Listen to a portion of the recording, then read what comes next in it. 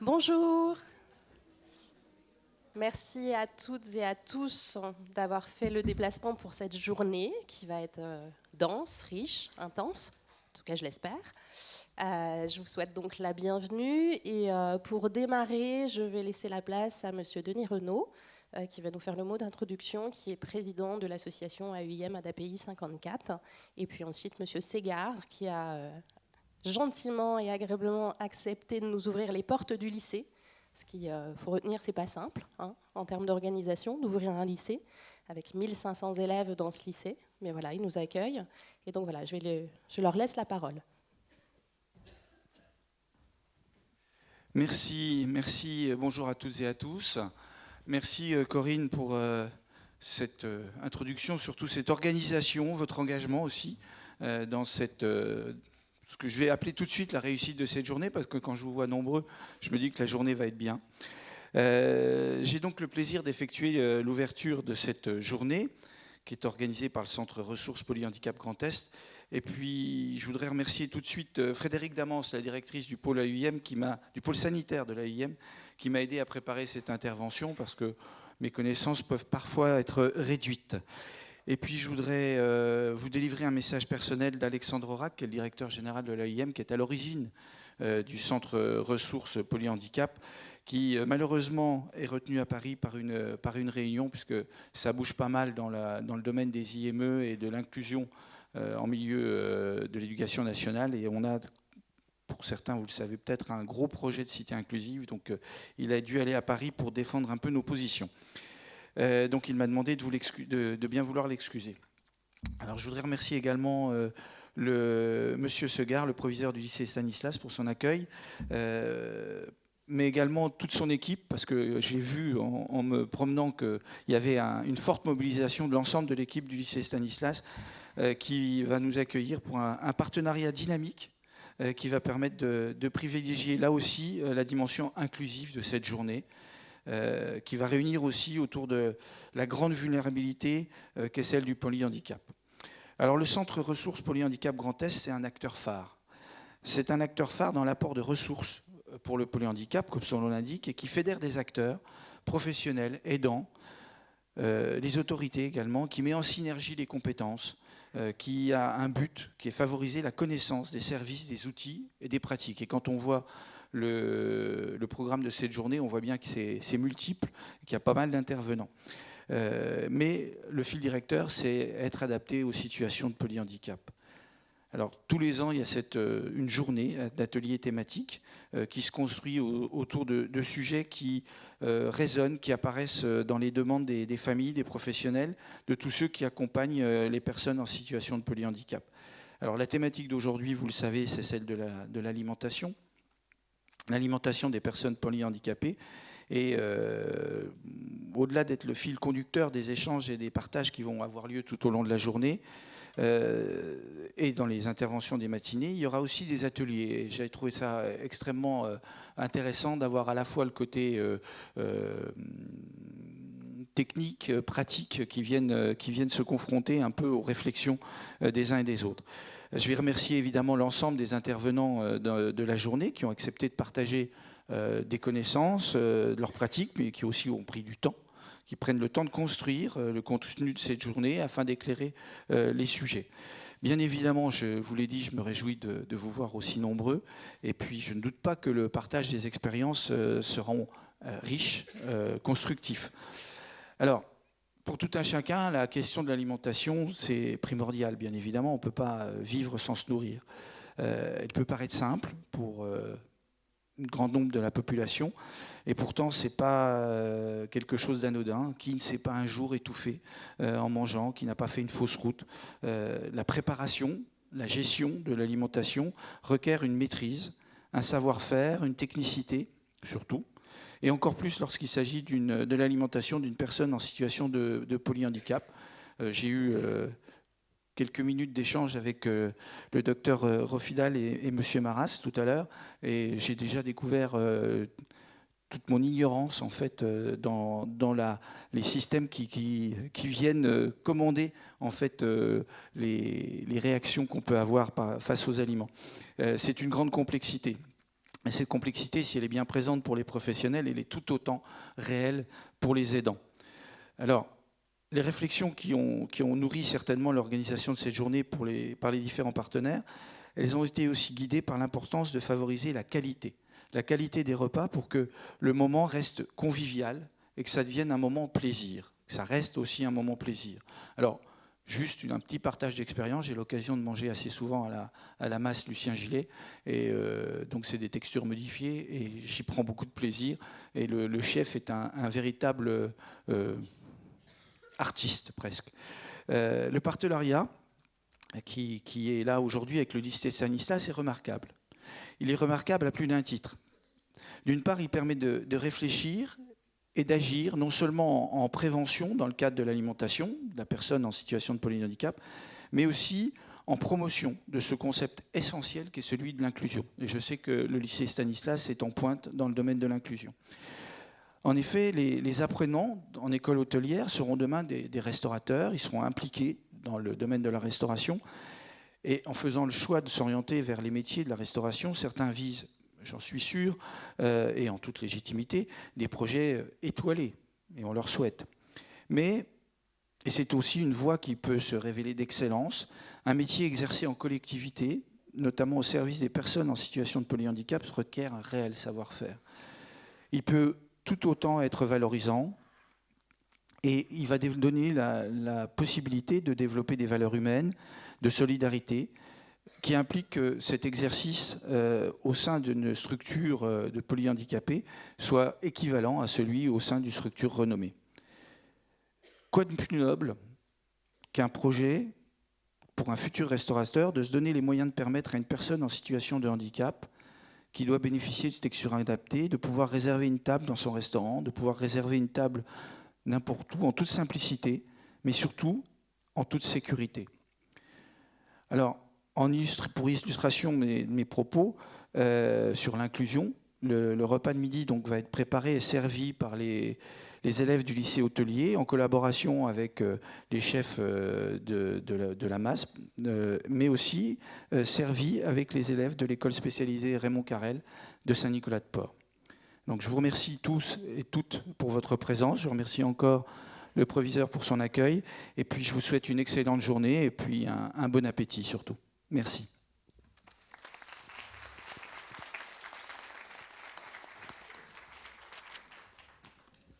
Bonjour à toutes et à tous. Je ne serai pas très long.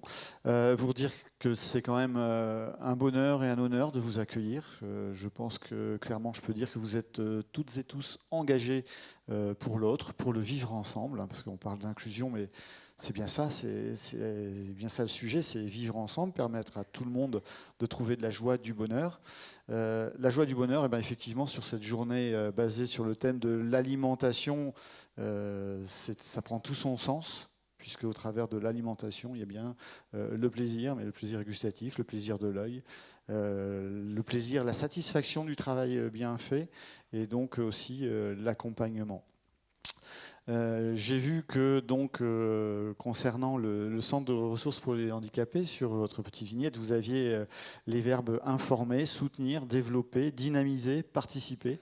Et bien si modestement, en vous accueillant aujourd'hui, on peut contribuer à cela, on en est très heureux, puisque c'est vrai que c'est notre quotidien à l'éducation, c'est bien d'informer, de soutenir, quel que soit l'élève. De plus en plus, nous prenons en charge des élèves qui ont des PAI, des PAP, je pense que vous voyez de ce dont je parle. Et je peux dire et témoigner, en tant que chef d'établissement, qu'il y a vraiment une acculturation de ces besoins-là, et au niveau des équipes pédagogiques, vraiment une prise en charge de plus en plus précise. Alors, on n'ira pas aussi loin que vous, puisque voilà, on n'est pas tout à fait la structure qui le permet. Néanmoins, je pense que tout ça, c'est complémentaire.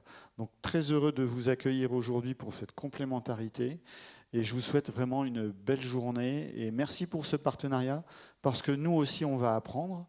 Et nos élèves vont apprendre. Je sais qu'il y a un concours d'organiser cet après-midi pour nos étudiants. Donc voilà, c'est donnant, donnant, et c'est comme ça que ça marche. Merci beaucoup à vous, et je vous souhaite une très belle journée.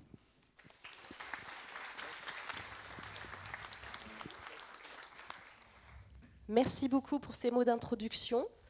Du coup, je vous propose qu'on démarre cette journée avec le docteur Thierry Rofidal. Je vais le mettre.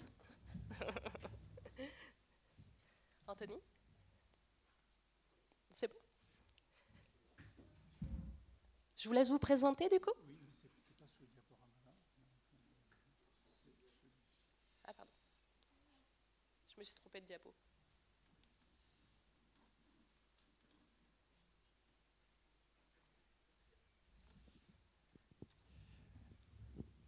Bonjour, je m'appelle Thierry Rofidal, je suis médecin auprès d'enfants et d'adultes polyhandicapés depuis quelques décennies. Et je vais vous parler de nos sens, par rapport bien entendu à l'alimentation et donc de la sensorialité de la bouche. Au fait, vous m'entendez ? Vous me voyez ? Eh bien, ça en fait déjà deux.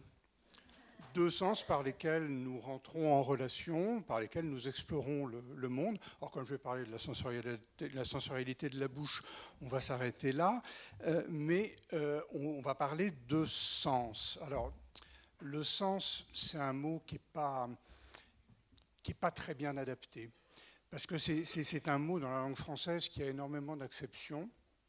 Quel est le sens du mot sens ? Parce que des sens, il y en a plein. Donc, si vous voulez bien, on va utiliser non pas le mot sens, mais un terme peut-être un petit peu plus compliqué, peut-être un petit peu plus pompeux, mais qui est d'usage, le terme de modalité sensorielle, c'est-à-dire par quel mode nous nous mettons en relation avec le monde extérieur. Et la question qui tombe immédiatement dès qu'on parle de modalité sensorielle, c'est combien on en a. Et là, tout le monde n'est pas d'accord. Alors, on a tous appris quand même à l'école, en formation, on nous parle de 5 modalités sensorielles avec ces mots-là, hein, des mots qu'on utilise habituellement, qui sont critiquables, et donc on va critiquer. Et je vais vous proposer de réfléchir un petit peu différemment. C'est-à-dire qu'on va partir du principe qu'on n'a pas 5 sens, mais qu'on en a 4 plus 1. Vous allez me dire, ça ne change pas grand-chose. Non, ça ne change pas grand-chose au niveau du nombre, hein, mais ça prouve bien que tous les sens ne sont pas identiques.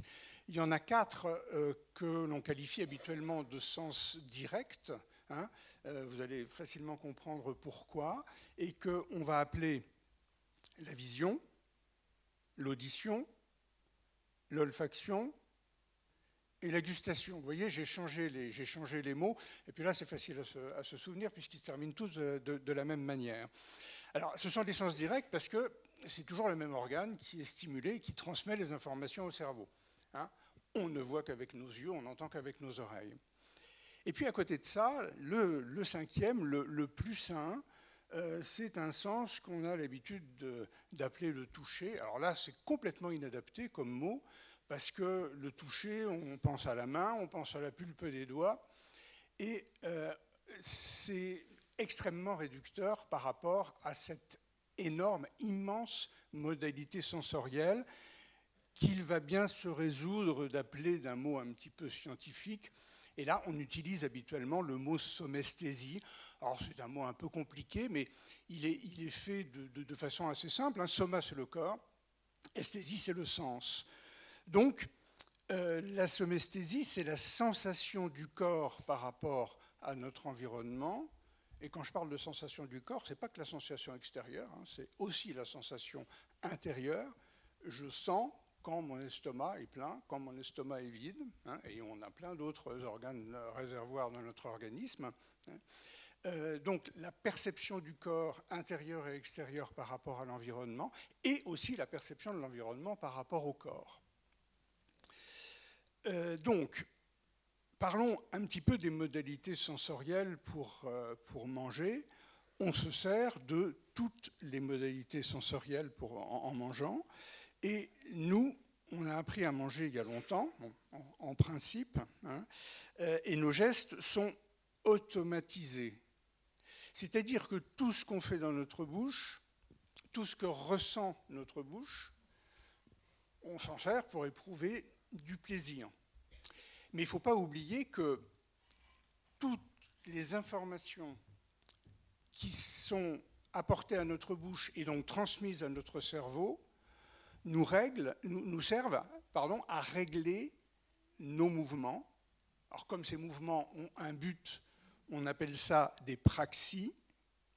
Et c'est là le point le plus important que je souhaite vous faire comprendre dans cette intervention, c'est que la qualité de ces praxies, adaptation d'un mouvement à un but, la qualité de ces praxies est fonction de la richesse des informations sensorielles qui la guident. Si vous repartez de cette journée avec cette information-là, vous n'aurez pas complètement perdu votre temps. Donc, je vais m'expliquer par rapport à tout ça. Voyons très très rapidement et d'une façon extrêmement caricaturale comment fonctionnent nos modalités sensorielles. Eh bien, c'est toujours une énergie qui stimule un récepteur qui est spécifique de cette modalité. Ce récepteur transforme cette énergie en électricité, parce qu'il n'y a que l'électricité qui est utilisable dans notre organisme. On appelle ça la transduction, ça on n'est pas obligé de le retenir. Cette électricité, ce message, cet influx nerveux va être transmis par des voies sensorielles qui, là encore, sont spécifiques de la modalité, à une aire corticale primaire. Alors une aire, c'est un petit endroit. Cortical, c'est le cortex du cerveau. Cortex, c'est l'écorce, c'est ce qui est en périphérie du cerveau. Et c'est donc ce qu'on appelle la projection corticale. Si je prends l'exemple de la vision, eh bien, l'énergie qui stimule, c'est de la lumière, une énergie physique. Le récepteur est contenu dans nos yeux, ou plus exactement dans la membrane, la rétine qui est située à l'arrière de nos yeux. Ces récepteurs de la rétine transforment la lumière en électricité qui sont transmises par les voies visuelles jusqu'à l'aire visuelle primaire qui est située à l'arrière de notre cerveau. Donc ça, c'est la sensation, c'est-à-dire le message qui est transporté à notre cerveau. Ensuite, de nombreux échanges, alors là je suis extrêmement caricatural et très réducteur, de nombreux échanges très complexes s'organisent entre cette aire primaire visuelle et toutes les autres aires du cerveau qui sont au travail à ce moment-là, en fonction de toutes les informations que le cerveau reçoit, en fonction de tous les signaux, de toutes les tâches simultanées du cerveau, et c'est ça qu'on appelle de façon très, très réductrice l'intégration sensorielle. Cette intégration sensorielle va donc donner naissance à la perception. La sensation, c'est simplement le message qui arrive au cerveau. La perception, c'est ce que le cerveau en fait, qui est donc un processus par lequel nous organisons, nous interprétons nos sensations de façon à donner un sens à notre environnement. Et par exemple, c'est comme ça que la lumière de la bougie, dans une circonstance particulière, va prendre le sens d'une fête d'anniversaire. Alors, nous mangeons avec toutes nos modalités sensorielles, avec les 5 modalités sensorielles que j'ai citées. Elles ne sont pas toutes dans la bouche, bien entendu. Il y en a qui sont à distance. On va rapidement les énumérer. Il y en a une qui est un petit peu plus près, l'olfaction, mais qui n'est pas dans la bouche, qui n'est pas loin, mais qui n'est pas dans la bouche. Et puis, il y a 2 modalités sensorielles qui sont, elles, dans la bouche. La gustation et la somesthésie. Et contrairement à ce que l'on pense habituellement, la plus importante, et de très loin, est la somesthésie et pas la gustation. Alors, prenons un petit peu les modalités sensorielles les unes après les autres. Celle qui est certainement la moins concernée, c'est l'audition. Mais, malgré tout, un plat qui sort du four peut encore crépiter. Et puis, ce que notre audition va nous transmettre, on est en attente d'une information sensorielle. C'est-à-dire que, pardon, je mets le pointeur, si je mâche cet aliment-là et que ça ne craque pas, ça ne correspond pas à ce que j'attends, si je mâche cet aliment-là et que ça craque, eh bien, ça ne correspond pas non plus à ce que j'attends. Donc vous voyez que l'audition a quand même une importance par l'intermédiaire de la vibration qu'elle produit dans le travail de mastication.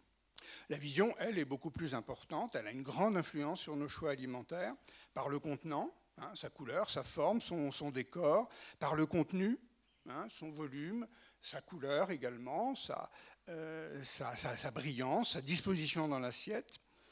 Parce que la vision va nous renseigner sur l'aliment que l'on mange. Je connais, je ne connais pas. Hein. Je sais, avant de mettre dans ma bouche, si je vois une carotte, je sais ce que c'est. Si je vois une cuisse de poulet, je sais ce que c'est. Et la vision peut aussi nous dérouter si la texture en est modifiée, puisque là, on ne la reconnaît plus. Et là, ça change énormément notre alimentation de par nos références culturelles.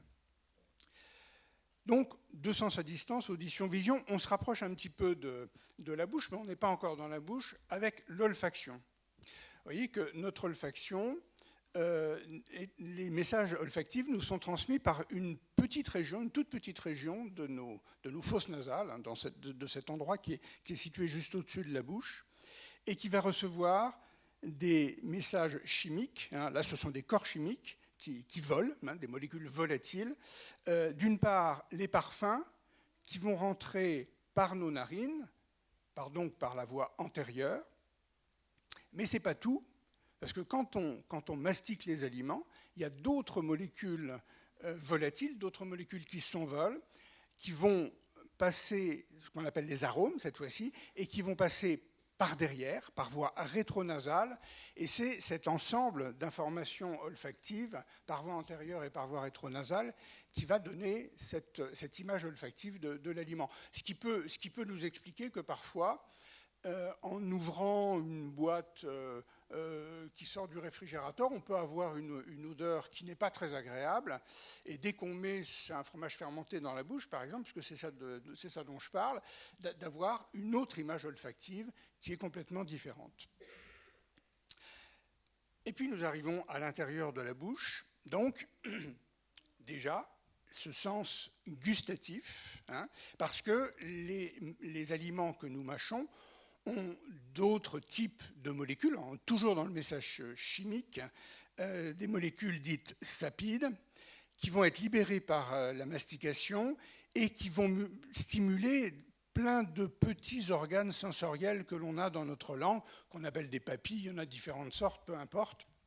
Ces papilles comportent des récepteurs gustatifs que l'on appelle des bourgeons du goût, et qui donc vont nous donner des tas de renseignements gustatifs, des tas de renseignements sensoriels par la modalité gustative, mais parmi ceux-là, et c'est à partir de cela qu'on va analyser nos messages gustatifs, on a les saveurs primaires qui sont, que vous connaissez bien, qui sont le sucré, le salé, l'acide et l'amer. Pourquoi ce sont des saveurs primaires? Tout simplement parce que dès que l'on mettra en contact soit un grain de sel, soit un petit peu de sucre, soit une gouttelette de citron, eh bien, on reconnaît instantanément par apprentissage, un apprentissage qui est très très ancien, qui a commencé dans la vie utérine, intra-utérine, hein, on a appris à reconnaître ces saveurs primaires. Vous avez peut-être déjà entendu parler par des publications de vulgarisation, voire des articles scientifiques, d'une cartographie gustative de la langue qui prétend qu'on sent le sucré à l'avant, on sent le salé sur le tiers inférieur, sur les bords latéraux de la langue, sur le tiers antérieur, l'acide un petit peu en arrière, et puis l'amer tout au fond. Hein. Ça, les physiologistes sont assez d'accord aujourd'hui pour dire que c'est pas vrai, que c'est pas comme ça que ça se passe, qu'il faut oublier ça, qu'on a tous notre cartographie de la langue Et si vous êtes inscrit à l'atelier gourmandise cet après-midi, on pourra faire une petite expérience là-dessus. Mais chacun a construit sa propre cartographie de la langue en fonction des expériences. Alors, surtout les expériences qui sont les premières, hein, les expériences des premières années de la vie. Alors, il faut quand même retenir que la majorité des papilles gustatives, se trouve dans la région antérieure et dans les bords latéraux de la langue. Donc c'est surtout avec ces régions-là de la langue que l'on perçoit les goûts. Et puis la plupart des personnes, mais pas toutes, perçoivent l'amer à l'arrière de la langue. Alors il reste toute une partie de la langue qui est quand même concernée par la gustation, mais qui est moins concernée par la dégustation que celle que j'ai dessinée ici. Alors bien entendu, cette partie de la muqueuse nous sert à quelque chose, et elle va nous servir à percevoir les sensations somesthésiques, et je mets ces mots au pluriel, parce que vous allez voir, il y en a beaucoup. Donc, cette zone la plus centrale de la bouche contient d'autres papilles qui portent un autre nom, mais peu importe. Ce qui est important, c'est qu'elles ne contiennent pas de bourgeons du goût, donc elles ne sont pas concernées par la gustation, et elles vont nous renseigner sur les textures des aliments. Et quand je parle des textures, il y a énormément de textures différentes dans nos repas habituels. Et bien entendu, des aliments en morceaux, des aliments granuleux, des aliments lisses, des aliments qui sont un petit peu collants, des aliments qui sont un petit peu lubrifiés, des aliments qui sont légers, des aliments qui sont lourds. Tout ça, ces informations nous sont données par ces papilles qui se trouvent dans la muqueuse de la bouche, et c'est une partie seulement de la modalité sensorielle somesthésique. Donc, sensation tactile. La muqueuse de la langue contient aussi de nombreux autres récepteurs qui vont nous renseigner, par exemple, sur la température. Le chaud, le froid sont des sensations donc, thermoceptives, si on veut parler de façon scientifique, mais qui font partie intégrante de notre sensorialité. Hein, on est moins dans le sens du toucher, vous voyez bien. Hein. Quand c'est très chaud, ça brûle. Quand c'est très froid, ça brûle aussi. Quand ça brûle, ça fait mal. La douleur fait aussi partie de notre sensorialité. La nociception nous est indispensable pour manger en toute sécurité. On ne se fait pas mal par plaisir, enfin j'espère, mais la douleur va nous renseigner, elle a une fonction d'alarme extrêmement importante, elle va nous renseigner sur certains dangers. Ce sont ces récepteurs nociceptifs qui vont nous prévenir d'une arête dans le poisson, par exemple. On a également une sensation des mouvements de la topographie des stimulations tactiles, la position de l'aliment dans la bouche. Est-ce que cet aliment-là, il va bien falloir en faire quelque chose. Donc, si on ne perçoit pas où se place l'aliment dans la bouche, eh bien, on ne va pas pouvoir l'amener là où il doit être amené. Par exemple, si c'est un morceau entre les molaires, ou si c'est un aliment mixé, un yaourt, vers l'arrière pour pouvoir le déglutir. On perçoit également les mouvements de la langue. Hein. Le cerveau analyse en permanence comment la langue bouge pour affiner ce mouvement qui va conduire, par exemple, à la mastication. Hein. Il perçoit également le mouvement des mâchoires, il perçoit également le mouvement des lèvres. Donc là, on est dans la proprioception. Vous voyez, hein, il y a le sens tactile, la nociception, la thermoception, la proprioception. Donc vous voyez que cette sensibilité somesthésique est vraiment plurielle. On n'a pas encore parlé des vibrations que perçoivent nos os par l'intermédiaire des gencives, le craquement d'un aliment. Hein, quand on mange un clafoutis, on s'attend à manger quelque chose de plutôt mou, de pâteux, mais de plutôt mou. Si entre nos molaires, on sent quelque chose de très dur, ben on sait tout de suite qu'il y a un noyau de cerise qui est resté dans le clafoutis, et ça nous indique qu'il ne faut pas pousser le mouvement de la mastication pour ne pas mettre en danger nos dents. Et puis, ce n'est pas tout. Parce qu'on a encore une autre modalité somesthésique, et celle-ci est propre à la langue. Parce que thermoception, nociception, proprioception, tous les endroits de notre corps le ressentent, mais on a une modalité sensorielle somesthésique qui est propre à la langue et qui n'existe que sur la langue. Bon, je devrais dire dans la bouche, mais ce qui est le plus important, c'est sur la langue. Vous pouvez l'expérimenter quand vous voulez, en mettant un petit peu de moutarde sur votre doigt et en mettant un petit peu de moutarde sur votre langue. Et vous apercevrez très rapidement que ce n'est pas tout à fait la même sensation. Donc notre langue est capable de percevoir des informations sensorielles que toutes les autres zones du corps sont incapables de percevoir. Alors, il y en a beaucoup. On appelle cette sensibilité, alors là c'est un petit peu compliqué, oubliez ça, sensibilité chimique, parce que ce sont toujours des messages chimiques qui stimulent les récepteurs, et on l'appelle trigéminal, parce que c'est un nerf que l'on appelle le nerf trijumeau, qui emmène ces informations au cerveau. Alors malgré tout, ça a quand même un petit intérêt. Trijumeau, ça veut dire qu'il a 3 branches. Il a une branche pour la langue, une branche pour le nez, une branche pour l'œil. C'est pour ça que la moutarde me monte au nez, et quand la moutarde me monte au nez, je pleure. Bon, vous oubliez cette appellation-là. Par contre, n'oubliez pas que notre langue nous permet de percevoir des tas de renseignements. Par exemple, par le menthol, une sensation qui ressemble au froid, même quand ce n'est pas froid. Par le piment, une sensation qui ressemble à la cuisson, à une brûlure, même quand ce n'est pas chaud. Il y a des tas de végétaux qui contiennent des aliments piquants. J'en ai montré quelques-uns. La moutarde dont on parlait, mais ce n'est pas la seule. Les oignons, les échalotes, l'ail, le gingembre, les radis, les poivres, bien entendu. Donc, sensation de piquant, qui est différente de la sensation de cuisson du piment. La pétillance, qui est extrêmement importante, c'est du gaz carbonique qu'on a mis dans l'eau, qui est une modalité sensorielle somesthésique qu'on utilise souvent avec les personnes polyhandicapées. Et puis d'une façon peut-être un petit peu plus anecdotique, une autre sensation que l'on appelle l'astringence. Il y a certains végétaux qui contiennent des corps chimiques qui vont bloquer la salive dans notre bouche, parfois instantanément, comme celui que je vous montre sur cette diapositive, le prunelier, qui est un arbre qui est très nombreux dans nos forêts.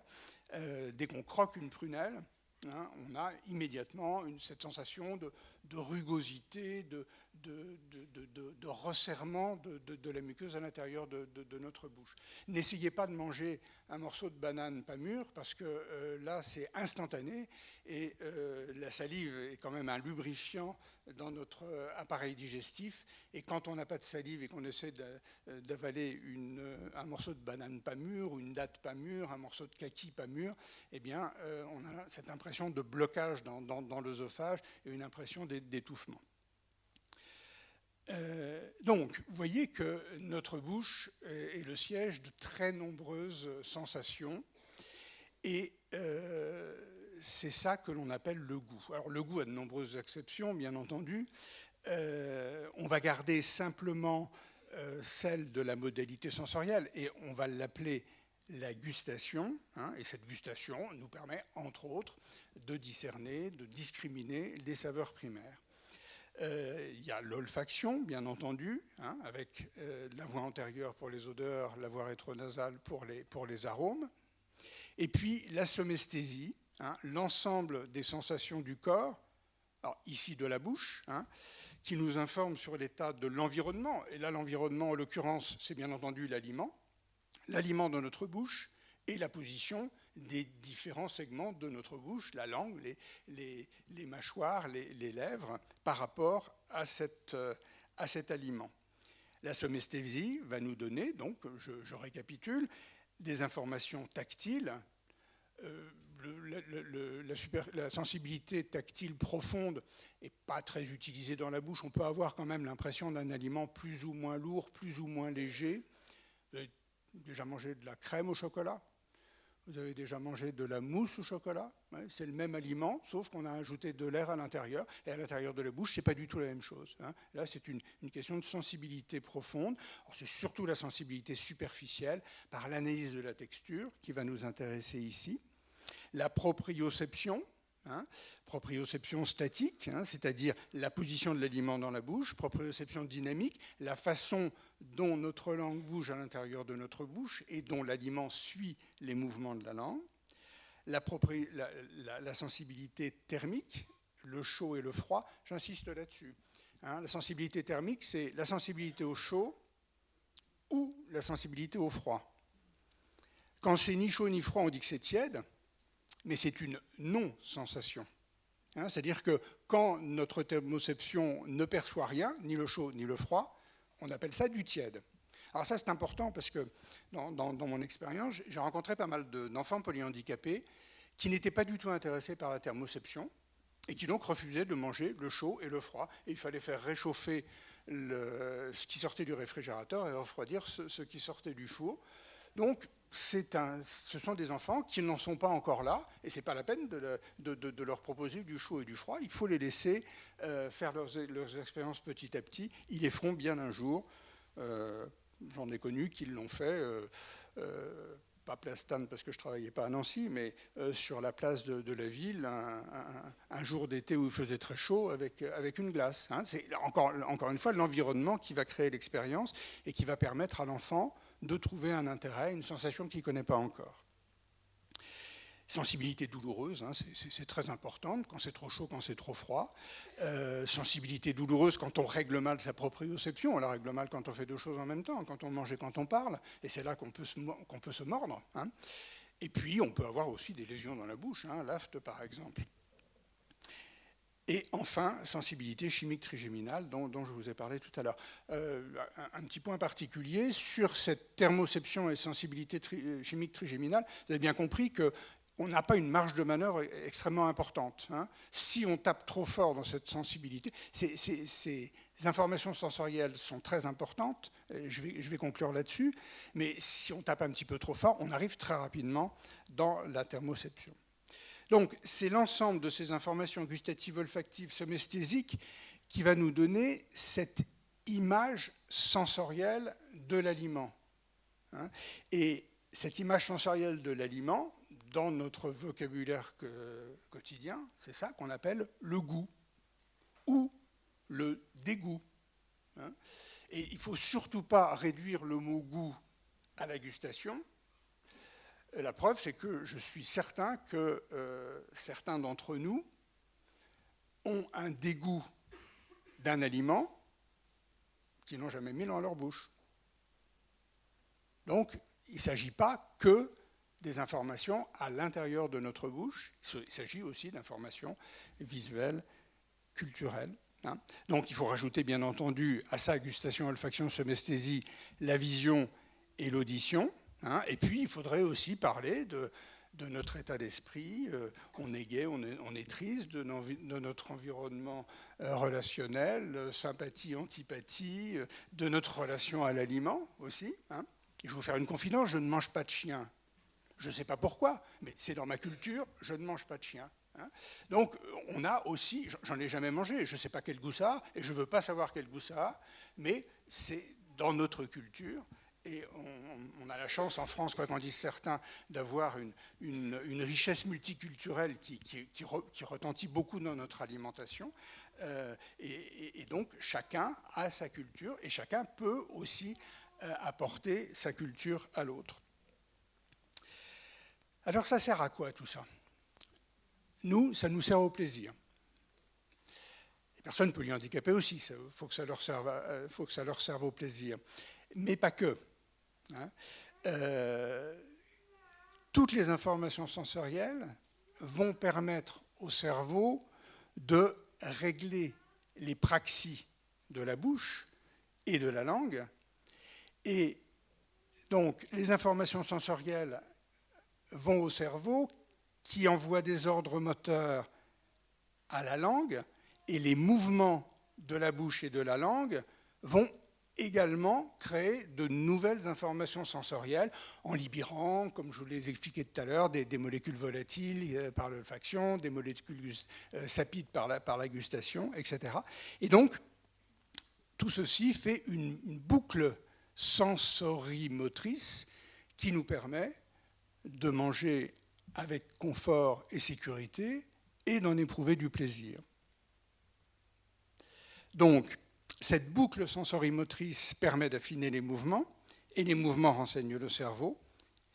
Et c'est là où je veux en venir. Plus les informations sensorielles sont riches, et plus les mouvements seront précis.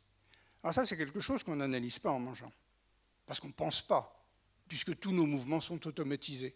On n'a pas besoin de penser pour savoir que le yaourt, on n'a pas besoin de le mâcher, et que le morceau de viande, si on essaie de le déglutir sans le mâcher, il va nous arriver des problèmes. Chez la personne polyhandicapée, les capacités sensorielles ne sont pas très faciles à évaluer, quoique elle est capable de nous dire ce qu'elle aime et ce qu'elle n'aime pas au repas. Les capacités motrices, elles, sont assez souvent altérées, mais elles existent. Et si vous voulez que, si vous voulez que les capacités motrices de la personne que vous alimentez soient utilisées, il faut leur apporter des informations sensorielles très riches. Alors je vais prendre un exemple. Prenez cette bouteille d'eau, celle-là par exemple, ou celle qui est sur la diapositive, une autre source. Elle est incolore, elle est plate, elle est inodore, elle est insipide, et si elle est depuis longtemps sur la table, elle est tiède. Donc, sur le plan sensoriel, c'est très pauvre. Ajoutez-y du froid, du goût, de la pétillance, du piquant, éventuellement. On peut toujours dissoudre un petit peu de poudre de gingembre dans une boisson. Et là, les capacités de la personne à qui vous demandez de boire et qui ne peut pas, qui ne veut pas, ou qui bave, ou qui tousse, ce n'est pas un caprice. C'est simplement qu'elle ne sent pas ce qu'elle a dans la bouche. Elle ne sent pas ce qu'elle a dans la bouche parce qu'on n'y a pas mis suffisamment de renseignements sensoriels. Et si vous ajoutez l'un ou plusieurs de ceux que je viens de vous proposer, eh bien, ces capacités auront plus de chances à se mettre en œuvre. Je conclus. Il y a quelque chose qui est extrêmement intéressant dans l'alimentation, c'est qu'il n'y a pas une seule personne dans un établissement médico-social qui n'a pas sa part. Donc, ça permet aussi, quand on travaille sur l'alimentation, d'apprendre à travailler ensemble, ce qui, vous en conviendrez, n'est pas le plus facile. Donc, du cuisinier à l'économe, du soignant au directeur, tous les soignants, tous les rééducateurs sont concernés par le repas. Et de plus, le repas est une activité de la vie quotidienne, même une activité pluriquotidienne. Donc, une activité extrêmement importante pour les apprentissages. Donc, retenons que la boucle sensorimotrice détermine toutes nos actions, et en particulier l'action de manger. Et la richesse des informations, non seulement apporte du plaisir, mais permet la précision de toutes les praxis de notre bouche dont nous avons besoin pour manger. Et retenez surtout que les modalités sensorielles qui nous informent de notre alimentation sont riches et sont nombreuses. Donc, richesse des informations égale précision des praxis, c'est ce que je tenais à vous dire ce matin. Je vous remercie.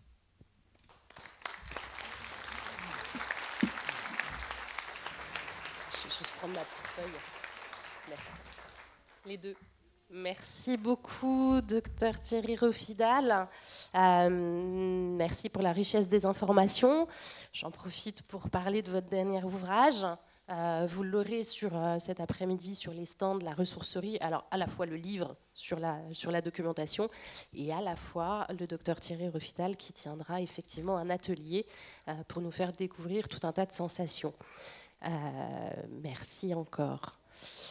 Je vous propose d'appeler Madame Marie Jacob-Weber, qui est la maman de Romane, et Hélène Ancio, éducatrice spécialisée à la Masse les Pléiades de l'association JB Thierry, pour nous faire part, attention Marie, pour nous faire part justement, pour aller un petit peu plus loin, de leur expérience, de comment elles ont pu travailler autour de l'alimentation de Romane, des besoins de Romane, et à la fois du point de vue de la maman, mais aussi de la professionnelle de l'établissement qui connaît bien Romane, et justement ce travail de pair qu'elles ont mené pour essayer d'adapter au mieux l'alimentation plaisir de Romane. Je vous laisse le micro.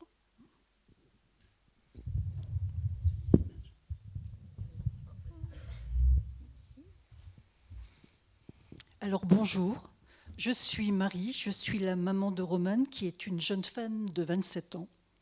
Elle est polyhandicapée suite à un virus lors de la grossesse. Le cytomégalovirus a provoqué des séquelles neurologiques très importantes, mais une déficience motrice légère, ainsi qu'une surdité très profonde. Et elle est l'aînée d'une fratrie de 3 enfants. Alors, toute petite, nous avons bénéficié de l'accompagnement du CESAD et de l'AIEM pendant de nombreuses années. Et en somme, nous avons travaillé sur son entrée au sein de l'EEP de JB Thierry en septembre 2001, en accueil de jour. Depuis le 16 avril 2016, elle est accueillie à la masse de JB Thierry de Commercy, en internat, à l'âge de 20 ans. Alors, en ce qui concerne le sujet du jour, pour son hydratation, depuis toujours, nous utilisons une poudre épaississante ou gélifiante. Elle boit ainsi n'importe quel liquide.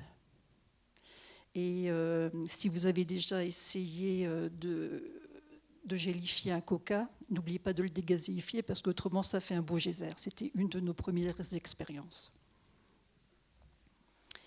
Et peut-être, si je peux faire avec l'établissement a des horaires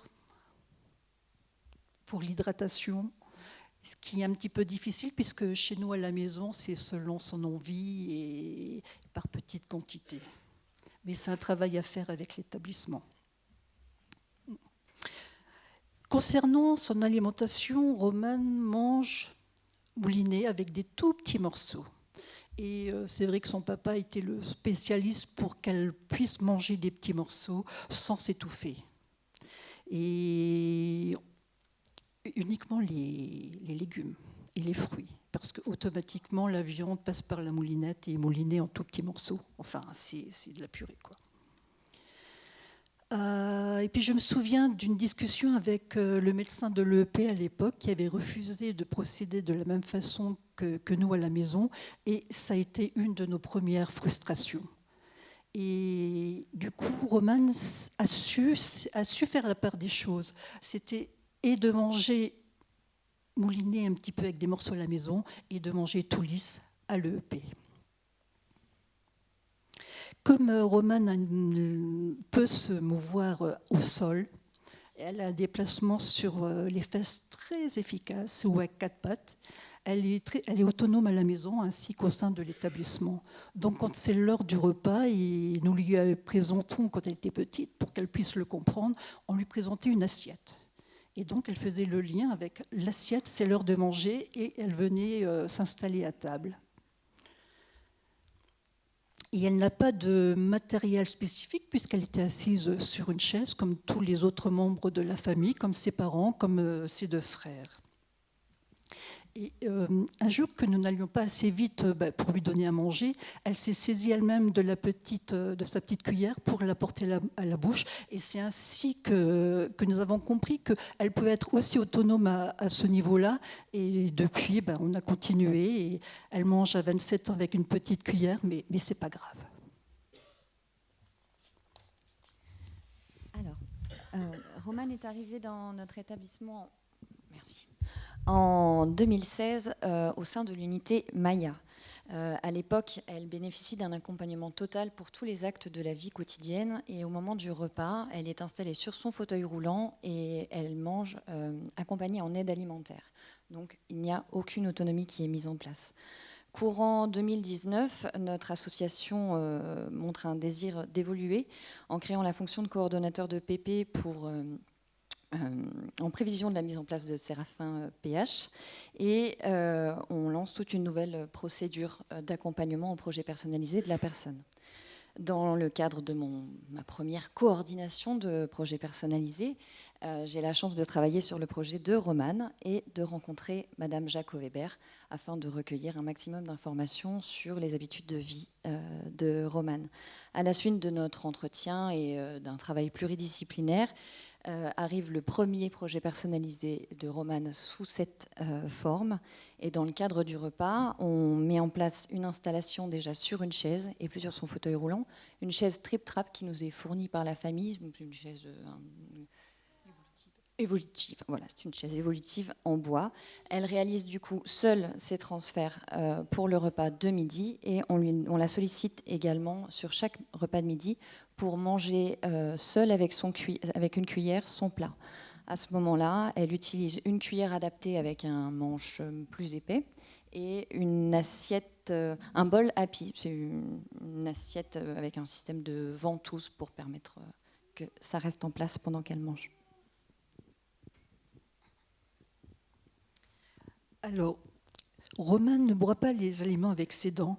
Elle se sert directement de sa langue et de son palais pour écraser ce qu'elle mange.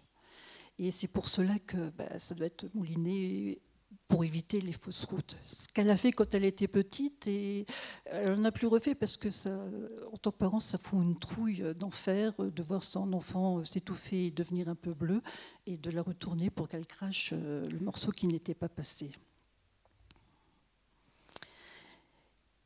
Alors, ce que nous avons aussi à la maison pour couper, on avait commencé par un masticateur, pour ceux qui connaissent, ce ciseau, voilà.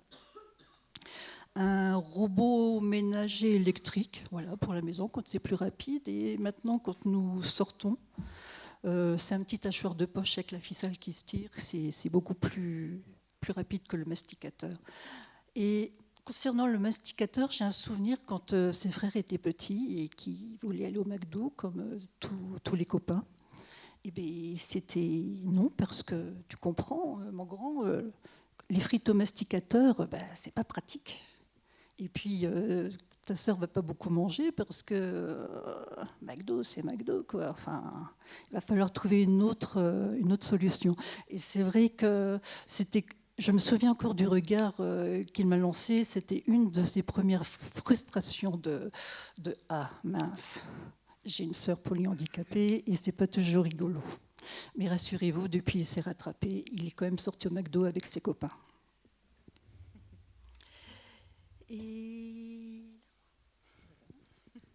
Eh bien, détrompez-vous, Madame Jaco Weber, parce que j'ai longtemps pensé comme vous par rapport aux sorties au McDonald's pour les personnes en régime modifié. Et j'ai dû revoir mes opinions, puisque je me suis longtemps opposée à des projets de sortie pour une résidente en particulier qui avait des troubles de l'oralité.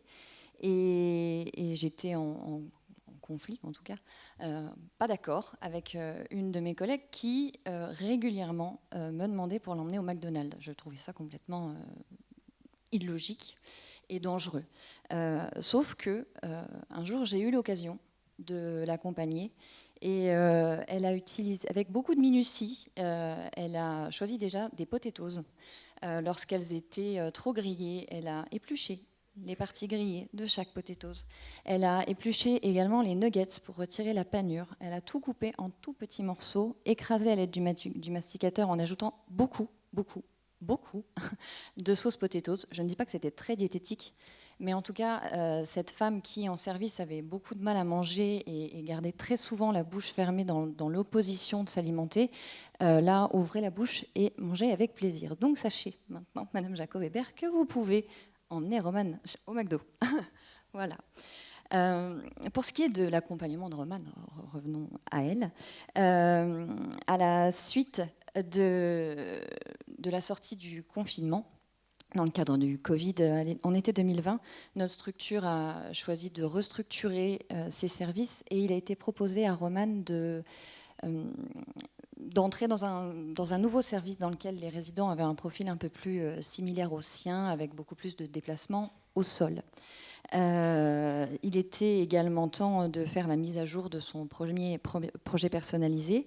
Et en fouillant dans les archives de l'EEP, j'ai découvert qu'elle avait cette capacité par rapport à l'hydratation de se déplacer jusqu'au meuble dans lequel étaient rangés les pots d'eau gélifiée, d'aller chercher un pot d'eau gélifiée et de signifier aux accompagnants qu'elle avait soif en leur donnant le pot qu'elle avait été chercher.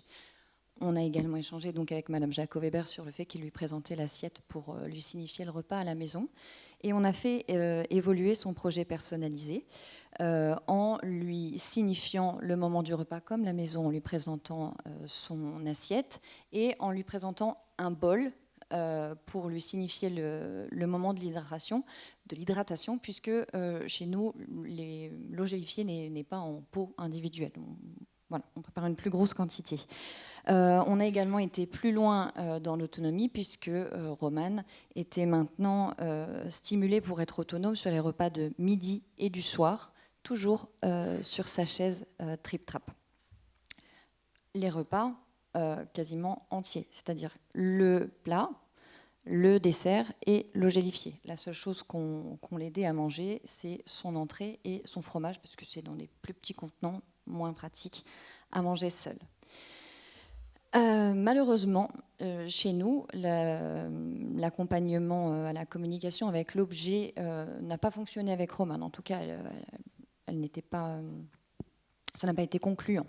On a donc décidé sur l'évolution suivante de passer à la signification en utilisant la LSF-BB, donc simplement en utilisant le signe « manger » lorsqu'on l'interpelle pour venir au repas et « boire » lorsqu'on lui donne à boire.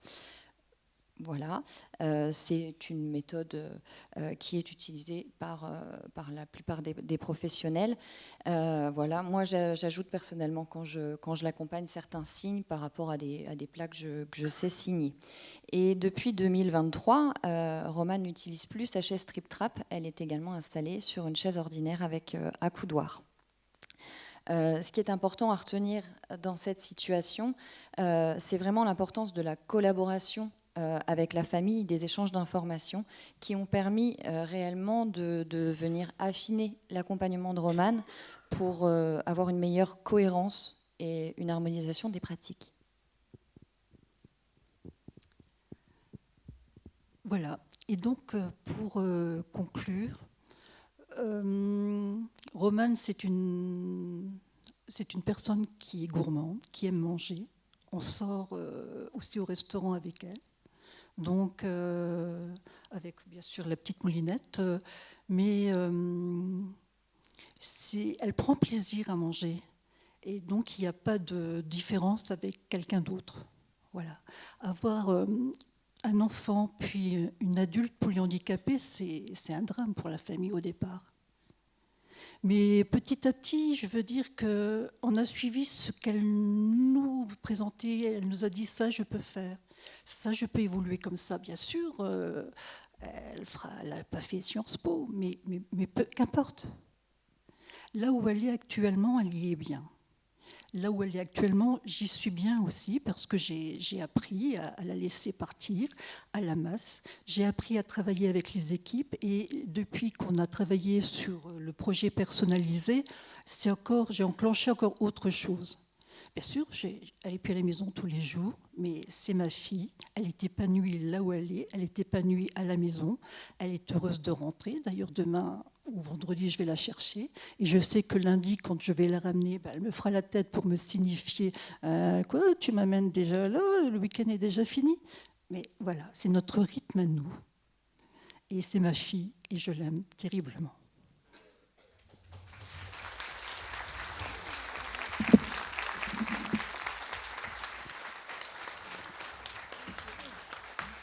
Merci beaucoup pour ce témoignage. Ne bougez pas, les filles, restez en place. Je vous propose de revenir un peu sur une première salle de questions. Alors, j'essaye de tenir le timing en même temps, c'est pas évident.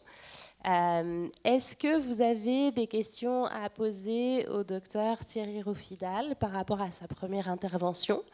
Tout en sachant que vous aurez aussi l'occasion cet après-midi et au moment du repas, si vous le souhaitez, de pouvoir poser vos questions. Mais d'ores et déjà, est-ce que des personnes veulent poser une question ou intervenir, interagir ? Maëlle. Et puis dans la foulée, comme ça, Cathy, tu ne monteras pas, tu ne descendras pas à chaque fois. Ouais. Si vous avez des questions également à poser à Marie et Hélène, voilà, n'hésitez pas.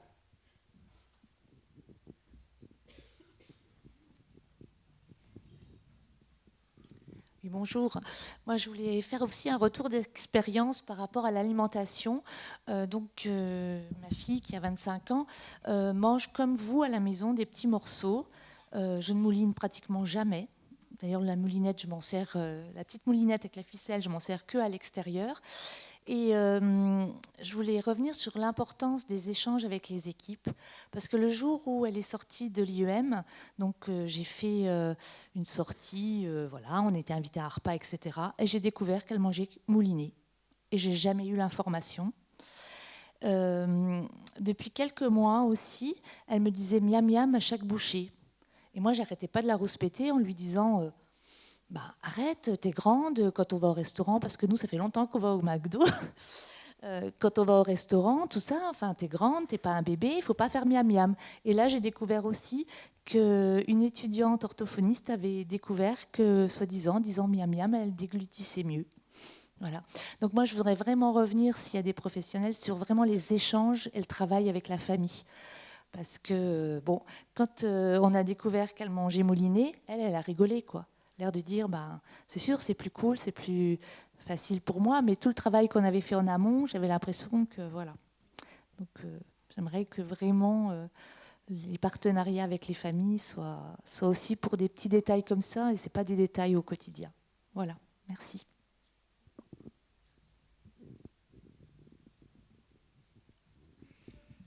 Une petite réaction par rapport à ce que vous venez de dire, ce qui est très importante. L'oralité, c'est tout ce qu'on fait avec notre bouche. Et avec notre bouche, on parle et on mange. Mais on utilise les mêmes fonctions de mouvement. Donc, miam, ça lui permet très certainement de porter la langue de l'avant vers l'arrière de façon à propulser. Bon, c'est une petite... Par rapport à la relation à l'aliment, je vous disais tout à l'heure que le contexte est très important. Et ça, il faut y faire très attention. J'ai vu des enfants, des adultes polyhandicapés montrer des capacités complètement insoupçonnées à un repas de pique-nique ou un repas de restaurant, parce qu'ils ne sont pas dans la même ambiance.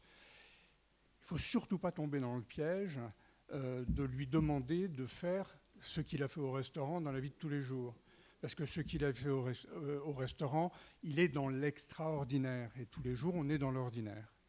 Donc c'est très important d'observer l'extraordinaire, parce qu'on voit des capacités insoupçonnées et qu'éventuellement on peut les faire travailler. On peut leur proposer une éducation motrice, on peut leur proposer des aliments qui leur plaisent de façon à améliorer ces capacités, mais il ne faut surtout pas leur demander de les reproduire tous les jours. Et puis j'insiste aussi sur les morceaux. Alors, madame, vous avez très bien décrit les textures. La texture moulinée, effectivement, on est obligé de mouliner. La texture moulinée exclut les morceaux. Toute texture modifiée exclut les morceaux. Là, tout le monde est d'accord avec ça.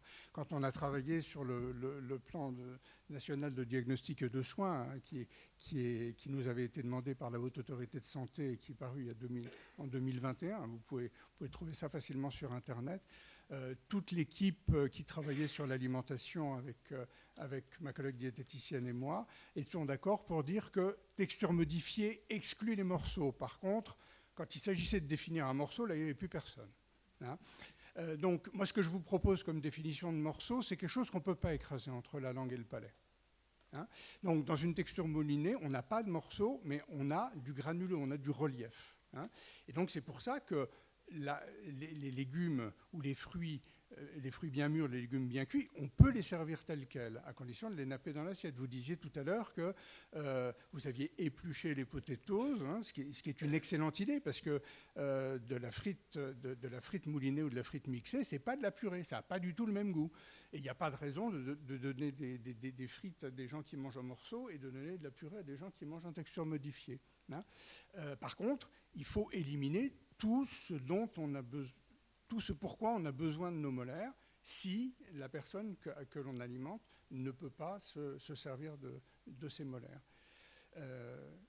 Les capacités d'un enfant ou d'un adulte polyhandicapé ne seront jamais les mêmes à la maison et à l'établissement.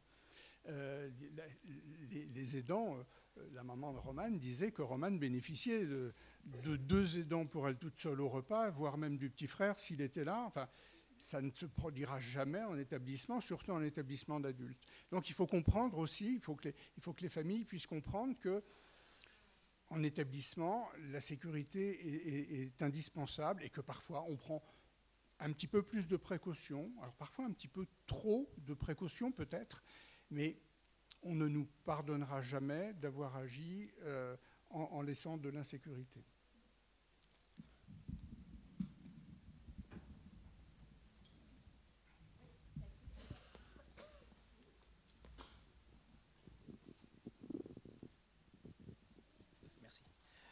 Je crois que tout à l'heure, vous parliez de plaisir, justement, pour l'alimentation.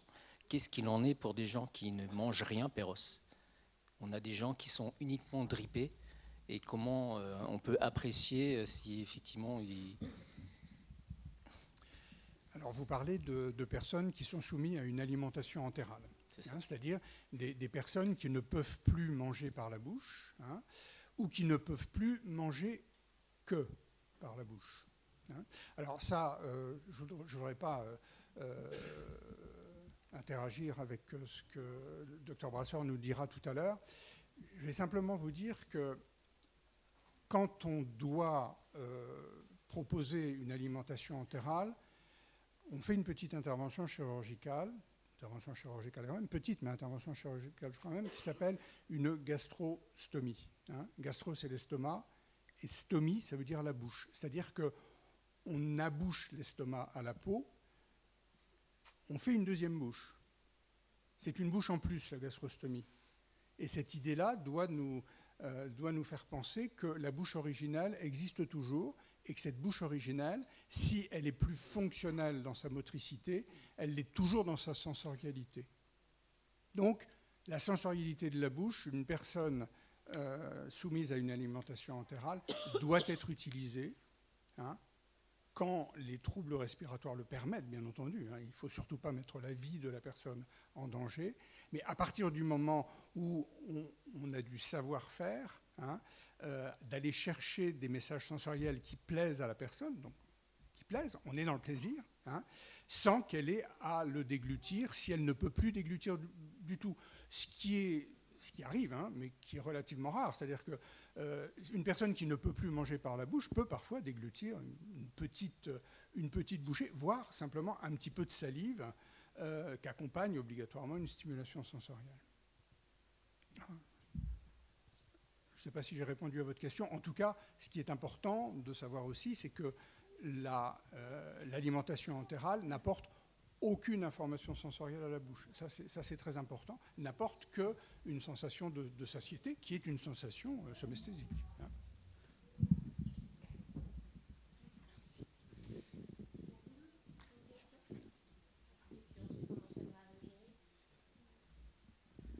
Bonjour. Moi, je voulais réagir un peu à votre intervention, Madame Aubert. On se connaît.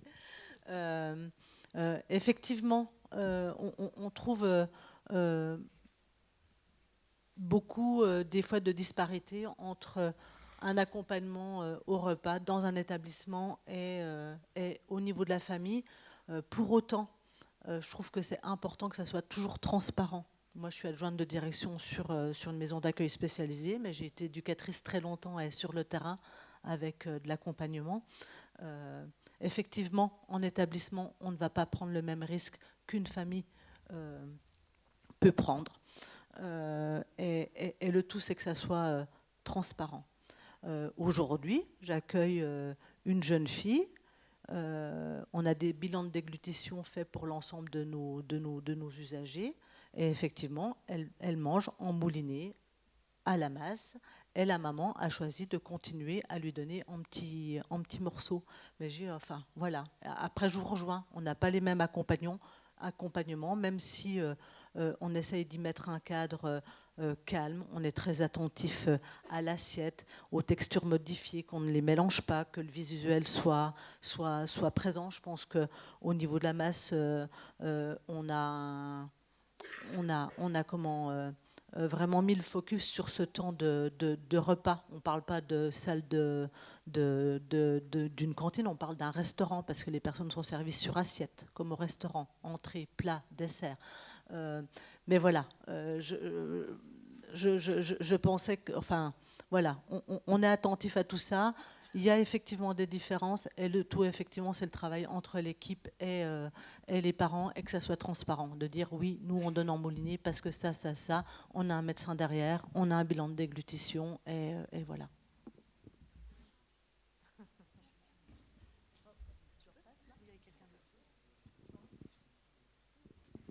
Oui, je peux ? Ah, il y a encore deux, pardon. Je voulais revenir sur l'alimentation entérale, et par rapport à ça, il nous arrive à nous de proposer, pour justement que la langue ait certaines sensations, des goûters basales. Je ne sais pas si vous connaissez cette technique. On propose des aliments, le goûter basal, et on propose des aliments qui sont mis à l'intérieur d'une compresse et pour lesquels on va stimuler au niveau de la bouche. Pas de la mastication, bien sûr, mais ça développe aussi au niveau olfactif, ça développe aussi certaines stimuli sur la langue, et qui sont assez intéressantes pour les enfants qui ne mangent absolument pas par la bouche. Voilà. Si ça peut donner des idées. C'est là que c'est pas inutile de connaître un petit peu la sensorialité de la langue. C'est-à-dire que si vous voulez faire goûter des contrastes entre le sucré et l'acide, par exemple, entre le salé et l'amer, savoir qu'il y a plus de papilles sur le bout de la langue, sur les bords de la langue, par rapport à la compresse. Une compresse résistera, quand vous avez mis un carré de chocolat ou une fraise tagada à l'intérieur, une compresse résistera à condition qu'elle n'aille pas entre les molaires. Si vous voyez que la personne à qui vous faites vivre cette expérience a envie de mordre, c'est son plaisir, ça fait partie de son plaisir. À ce moment-là, il vaut mieux utiliser les petites grignoteuses qu'on trouve dans les rayons puériculture des magasins. Oui, je voulais parler, je suis orthophoniste et j'étais dans une situation très particulière, à savoir qu'il y avait une personne polyhandicapée mais qui avait présenté une laryngostomie. Et donc, moi, mes théories, c'était que l'ascension du larynx ne se faisant pas facilement, l'épiglotte ne pouvait pas basculer facilement, et donc la déglutition était malaisée. Donc, elle bénéficiait d'une GEP jusque-là, mais les parents, entre-temps, avaient pris certaines dispositions et lui donnaient à manger. Même ses frères et ses sœurs lui donnaient à manger. En savoir que la respiration n'était même pas fluide. Enfin, moi, je trouve qu'elle a une respiration très irrégulière. Et donc, en réaction, quand même, on a une réaction assez importante de la jeune fille, de l'adolescente, qui arrachait sa GEP régulièrement. Donc, l'équipe éducative a un petit peu forcé la main et a dit, écoutez, pourquoi est-ce qu'il y aurait des difficultés chez nous, puisqu'elle s'alimente hors GEP, à la maison, à domicile.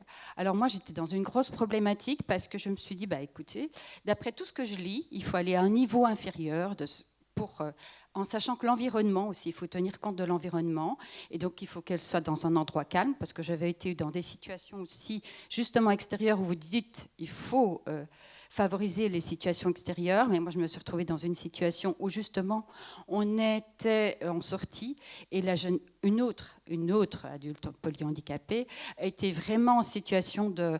elle était peut-être nerveuse, stressée, et on était en détresse au niveau de l'alimentation. Au niveau de la déglutition, pardon. Donc je reviens à cette jeune fille-là, qui s'appelle Inès, donc moi je fais l'essai, et plein de fausses routes. Voilà. Mais le médecin a préconisé donc l'alimentation. Donc on en est là à l'alimentation donc solide, hein, et granuleuse, on va dire. Donc maintenant, on la met en situation d'environnement calme, apaisé. Je fais très attention donc en passant les conseils de flexion de la tête. J'observe encore des fausses routes, mais bon, elle a la toux protectrice. Mais voilà, moi je tends le dos. Je dois dire, bon, à savoir qu'elle a aspiré régulièrement, hein. Donc les éducatrices, l'équipe éducative est très vigilante, elle l'aspire régulièrement, à la fois avant le repas, parfois après le repas, pour qu'il y ait une bonne respiration. Je veux dire que les situations sont parfois très complexes. Maintenant, moi, je me dis, bon, il y a la famille, même la famille, je veux dire, elle a été quand même assez tolérante, parce qu'elle a vu qu'il y avait certaines petites réticences, donc elle a dit, faites comme vous le souhaitez, hein. Il ne faut pas non plus que vous soyez mal à l'aise. Donc, on a une famille qui est coopérante, mais je veux dire, voilà, on est dans des situations parfois très, très particulières. C'est des cas ce sont des personnes particulières, et bon, il faut savoir que le danger est là aussi. Voilà, c'était mon témoignage.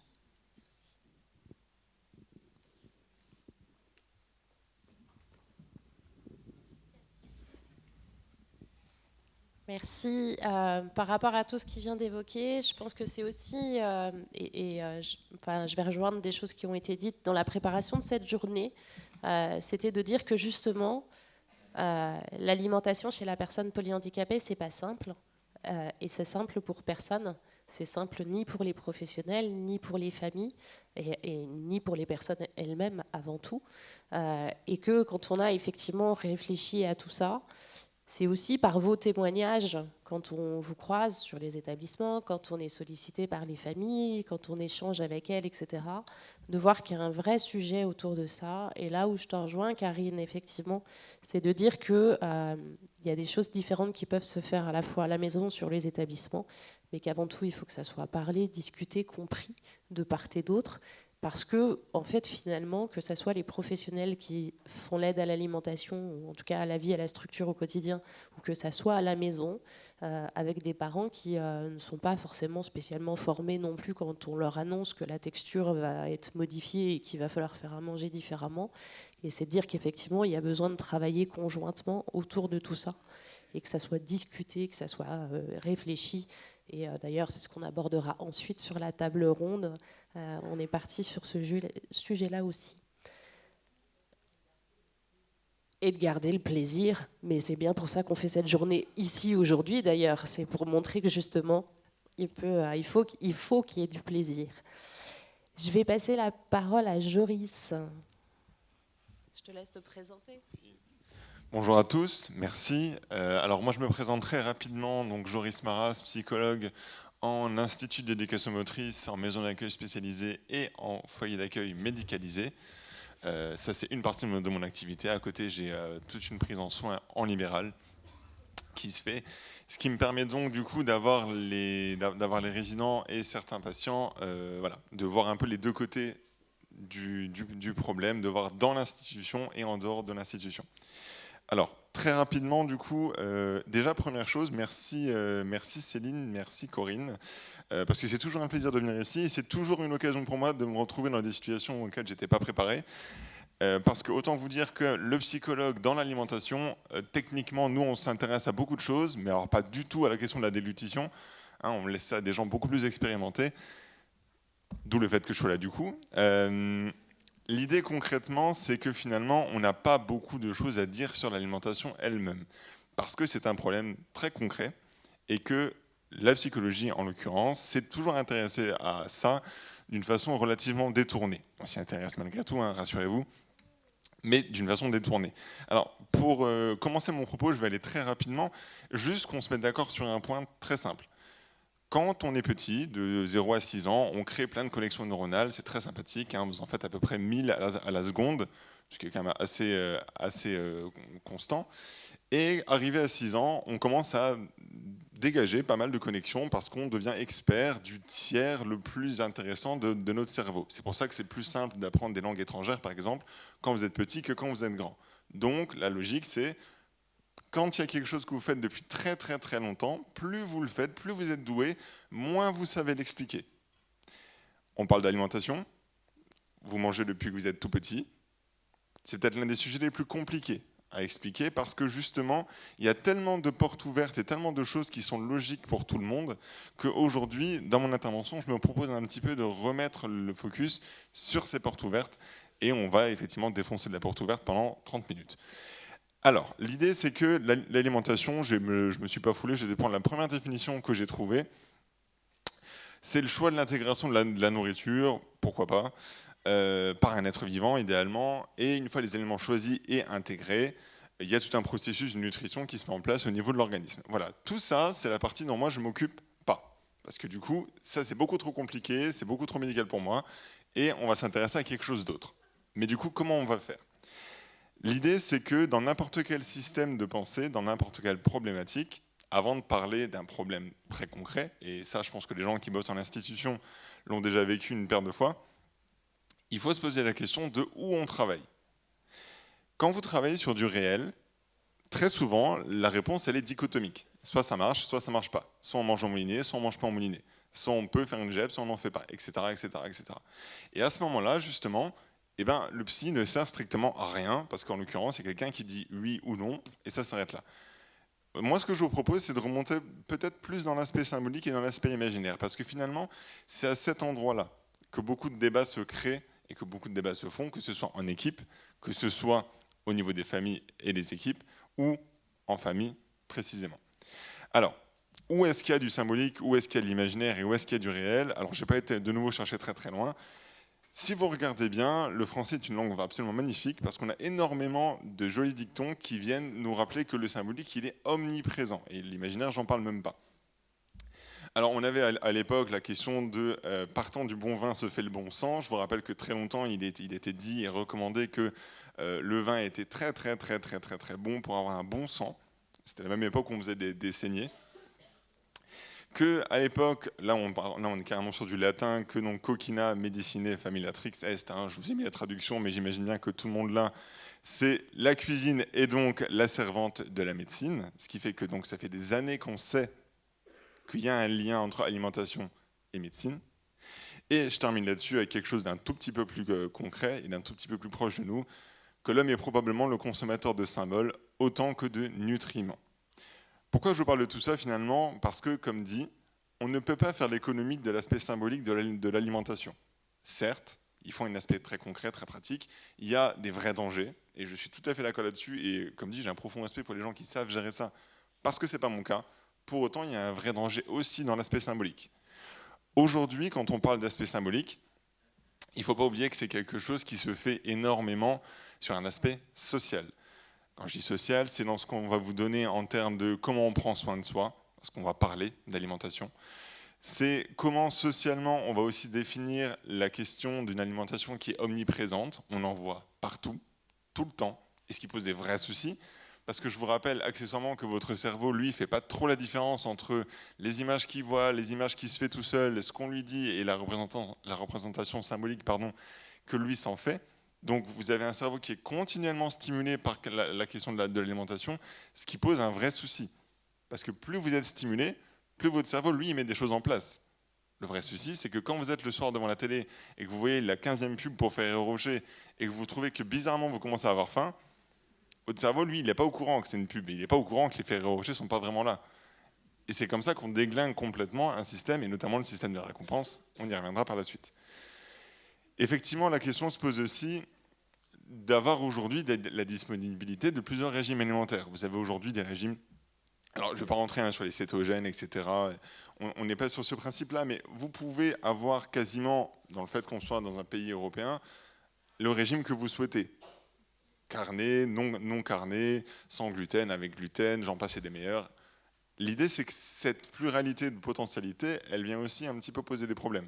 Parce que maintenant, vous avez un petit peu tout le monde qui donne son bon avis ou son mauvais avis sur ce que vous mangez. Et bien entendu, on va vous parler d'éthique. Aujourd'hui, on va vous dire qu'on ne mange pas de viande pour une raison X ou Y, mais surtout pour l'éthique, parce que c'est pas normal de tuer des animaux, etc. Et comme dit, je ne rentrerai pas dans ce débat-là. C'est juste pour vous donner l'importance et à quel point ça rentre de partout dans vos vies et dans votre tête. Et c'est bien là où on va s'intéresser. Je ne reviens pas sur la question de l'alimentation et de l'histoire, ou alors très rapidement, on va vite faire un petit test. Là, j'ai mis des aliments. Alors, on va faire très simple. Les clous de girofle, c'est bon pour quoi? Pour les dents. Le miel? Ok. Le citron? Oh, le citron, ne déconnez pas. Hein, c'est plein de vitamines, le citron, on va dire ça. Et le gingembre? Voilà. Alors, non, c'est pas le meilleur, le gingembre. Il y a de ça, mais c'est à des portions aussi infinitésimales que non, c'est pas vraiment intéressant. Hein, donc, arrêtez vos cures de gingembre. Mais en fait, tout ça pour vous dire que tout ça, c'est une question de grand-mère ou de grand-père, au choix. L'idée, c'est qu'on vous a bercé, littéralement, dans des croyances par rapport à l'alimentation, et ces croyances fonctionnent bien parce qu'elles sont affectivement corrélées à ce que vous faites. C'est-à-dire que vous n'allez pas donner un aliment uniquement pour ses propriétés, quelles qu'elles soient, mais vous allez le donner aussi parce que affectivement vous êtes lié à cet aliment. Parce qu'on a toujours pris soin de vous en vous faisant un grog avec du citron et du miel, et que ma mamie faisait ça, et ma mère faisait ça, et je referai ça, etc. Sauf que quand vous rentrez dans la question du polyhandicap, le grog est plus compliqué. D'autant plus si mamie ou papy chargeait un peu de drogue avec de l'eau de vie, c'est un autre problème. Mais l'idée, c'est qu'à un moment, tout ça, ça fait partie aussi d'un savoir-être, d'un savoir-faire, d'un savoir-vivre, mais d'une culture familiale qui est hyper importante de garder, et malheureusement qu'on a beaucoup de mal à garder. Alors, je continue rapidement là-dessus. S'alimenter, et même donner à manger, c'est soigner, c'est prendre soin. Je veux dire, encore une fois, je vais charger les grands-mères, mais quand, suivant la culture de laquelle vous venez, il y a toujours plus ou moins cette présence du « tiens, mange, c'est pour prendre soin de toi, mange, t'es tout faim, mange, t'es... » etc. Parce que le soin passe par le donner à manger. Et c'est peut-être la porte ouverte que j'enfonçais la plus forte, parce que finalement, on oublie que quand on enlève la question du donner à manger, on enlève aussi le soin qui va derrière. À l'inverse, il y a des choses, effectivement, je vous disais, alors c'est culturel. Est-ce que aujourd'hui, par exemple, est-ce que si je vous montre ça, c'est quelque chose qui est appétissant? Est-ce que c'est quelque chose que vous voulez ingérer? Non. Alors c'est des cailloux, pour ceux qui se posent la question. Et pour autant, il y a effectivement des cultures dans lesquelles ça existe. Alors, en Europe, on appelle ça la maladie de Pica. La maladie de Pica, c'est quand vous mangez des choses qui ne vont pas, manger des morceaux de verre, des clous, des choses comme ça, des écrous, et parfois des cailloux. Et si vous descendez sur le continent africain, eh bien vous avez de la lithophagie. La lithophagie qui vise simplement à rééquilibrer les besoins en fer, les besoins en cuivre, etc., en nutriments essentiels. Et ça se passe via de la lithophagie. Donc c'est quelque chose qui est complètement accepté. Pourquoi je prends cet exemple qui est vraiment tiré par les cheveux? Parce que ce n'est que contextuel et culturel. Et j'insiste là-dessus, mais à un point que vous n'imaginez pas, parce que tout se joue là-dedans. C'est qu'une question de culture. Il y a une culture familiale, une culture institutionnelle. On l'a entendu avant, il y a une institution dans laquelle il y a des horaires pour boire. Alors, je ne suis pas là pour dire si c'est bien ou si c'est mal. Je suis là pour dire que c'est une culture. Et que qu'on le veuille ou non, une culture, c'est codifié. Vous avez tous la culture du chaud, du froid et du tiède. Vous venez d'apprendre il y a 20 minutes que finalement c'était une fausse culture parce que le tiède, c'est l'absence de quelque chose. Donc la prochaine fois que vous mangerez du tiède, vous direz finalement, je mange juste du pas chaud, pas froid. Je continue là-dessus. On a parlé effectivement de la question des neurones, on a parlé de ce qui se passe dans votre cerveau. Je vous saoule depuis 10 minutes avec la tête. Alors vous avez déjà très certainement entendu parler, et si ce n'est pas le cas, que ce sera fait des neurones miroirs. Et les neurones miroirs, c'est ce qui va faire que vous allez ressentir les émotions de certaines personnes quand vous les regardez. Je dis toujours, c'est le médiateur principal des prises de tête à la maison quand vous rentrez le soir. Vous êtes face à votre conjoint ou votre conjointe, vous sentez qu'il y a quelque chose. La personne en face vous dit non, il n'y a rien parce que X ou Y raison. Vous avez du coup une dichotomie entre ce qui est dit et ce qui est ressenti. On se prend la tête, c'est joyeux, et on finit chez le psy. Les neurones miroirs travaillent pour nous, moi je dis toujours. L'idée, c'est qu'à un moment donné, ces neurones miroirs fonctionnent aussi dans le cerveau de nos résidents. Donc, quand on voit nos résidents qui ont des capacités vraiment géniales au restaurant, quand on voit nos résidents qui sont en perte de capacité parce qu'effectivement on est dans un autre groupe, ça joue aussi. C'est-à-dire que le soin, l'éducatif et tout ce qui passe par là se joue aussi dans la vision de ce qui est en train de se passer. Et donc à ce titre, on ne peut pas négliger le fait qu'il y a un apprentissage via les neurones, et qu'il y a un apprentissage vicariant, et que dans cet apprentissage-là, ce que vous faites, ce que vous êtes, mais aussi ce que nos résidents voient, joue autant finalement que tous les principes éducatifs qu'on a énoncés lors de la dernière synthèse, parce qu'on a dit que c'était mieux qu'ils mangent face à la fenêtre et en quart par rapport à la télé, parce que c'était plus simple, etc. On est tellement occupé la majorité du temps à se poser des questions compliquées qu'on oublie toutes les questions toutes simples qu'on ne pose plus et qu'on ne se pose plus parce que c'est comme ça. Parce que plus personne, et alors qu'on soit bien d'accord, hein, je dis ça, je bosse en institution, je fais la bêtise aussi. J'ai 4 collègues qui sont là pour vous dire que je fais les mêmes conneries. C'est plus dans le sens où, là, aujourd'hui, on ne se pose plus les questions logiques parce que c'est des questions qui sont à un degré, entre guillemets, bas, et on est trop intéressé à s'intéresser à ce qui est en haut. Alors que finalement, des fois, ça se passe de façon très simple. Bon, je ne reviens pas sur la question des neuromiroirs, sinon je vais être à la bourre. La question de l'empathie, ça aussi, c'est un concept qui est très important.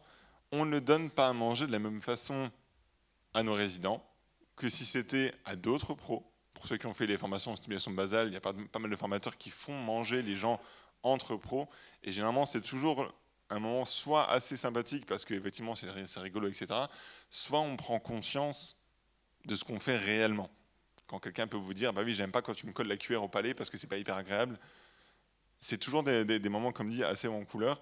Mais c'est donc tout ce process de neurones miroirs qui existe pendant les phases d'alimentation. Quand vous mettez votre résident face à un autre résident qui a des grosses difficultés, rappelez-vous que vous êtes en train de mettre votre résident face à quelque chose qui l'imprime. Alors vous allez me dire, oui, mais moi, quand je suis face au résident qui ne mange pas bien, j'ai pas ce souci-là. Oui, parce que peut-être que beaucoup d'autres parties de votre cerveau, notamment toute la partie préfrontale, arrivent à gérer et à mettre de la relativité là-dedans. Mais pour autant, au niveau de nos résidents, ce n'est pas aussi simple que ça. Alors, je vais continuer à charger les grands-mères. La question du cadeau. Alors, on est bientôt sur les fêtes de fin d'année, donc c'est très bien, vous pourrez le placer en repas de famille, ce sera toujours sympa. Qu'est-ce qui fait qu'on a du plaisir? Parce qu'on en a beaucoup parlé, on a dit avant, c'est important d'avoir du plaisir, c'est important d'être là-dedans.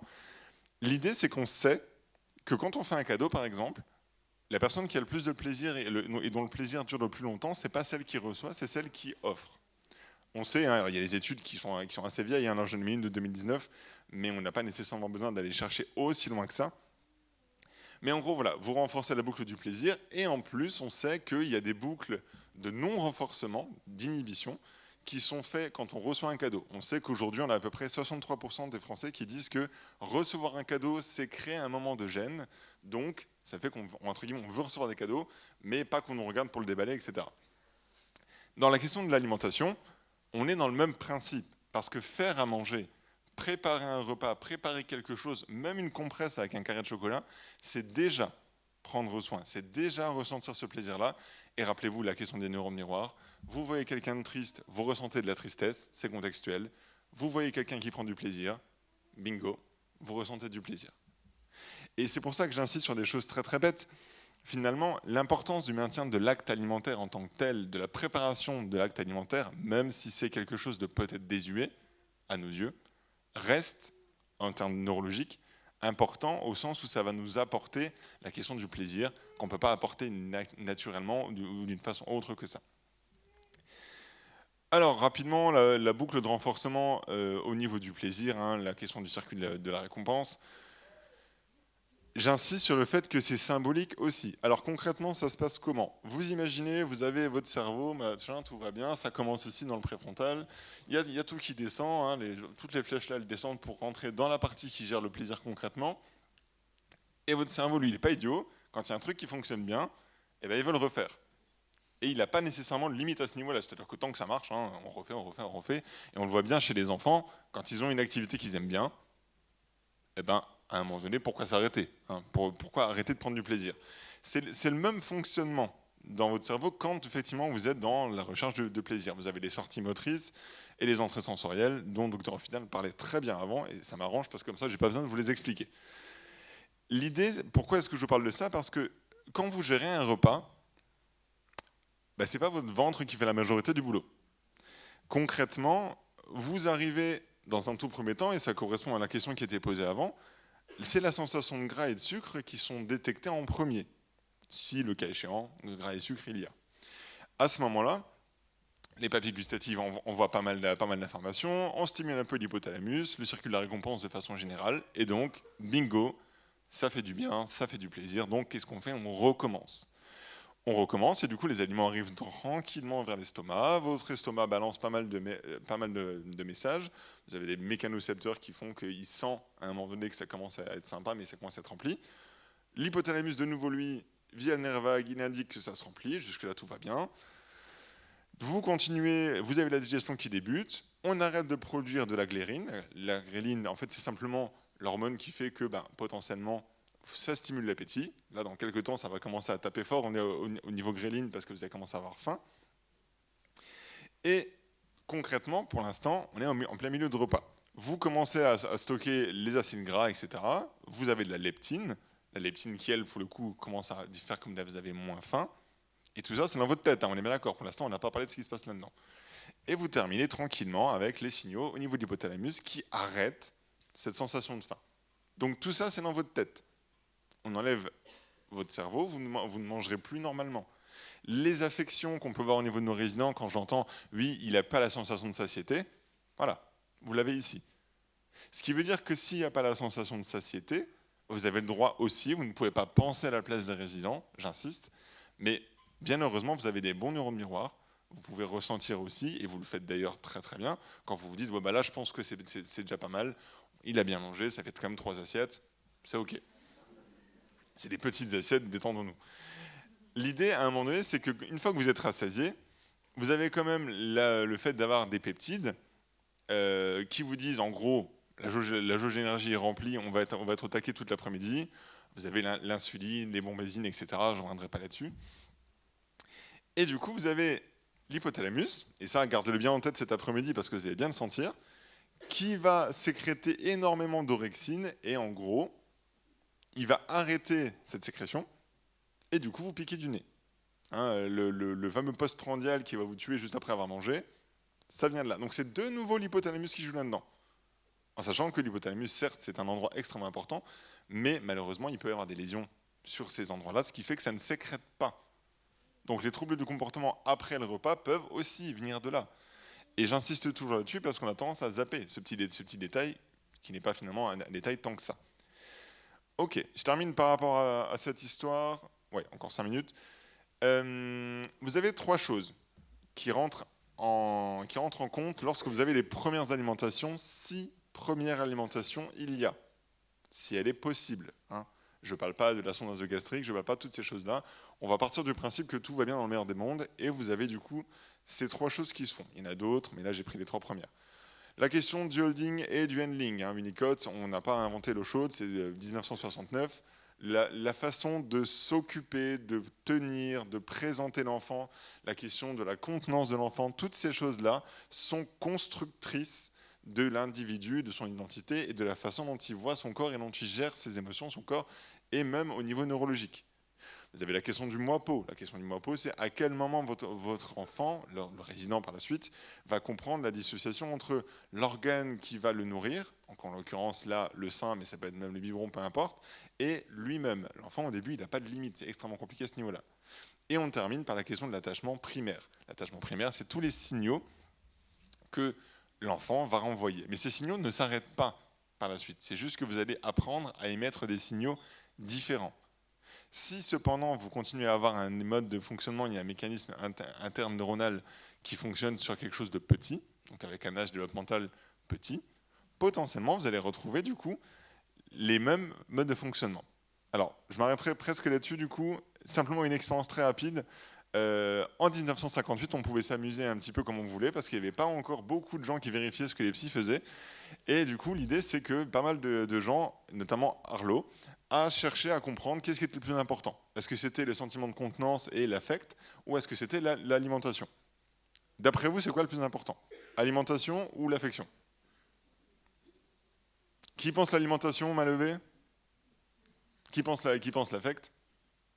Ok. Pourquoi on se prend tellement la tête dans ce cas-là à alimenter nos résidents? Si on va vraiment dans ce sens-là.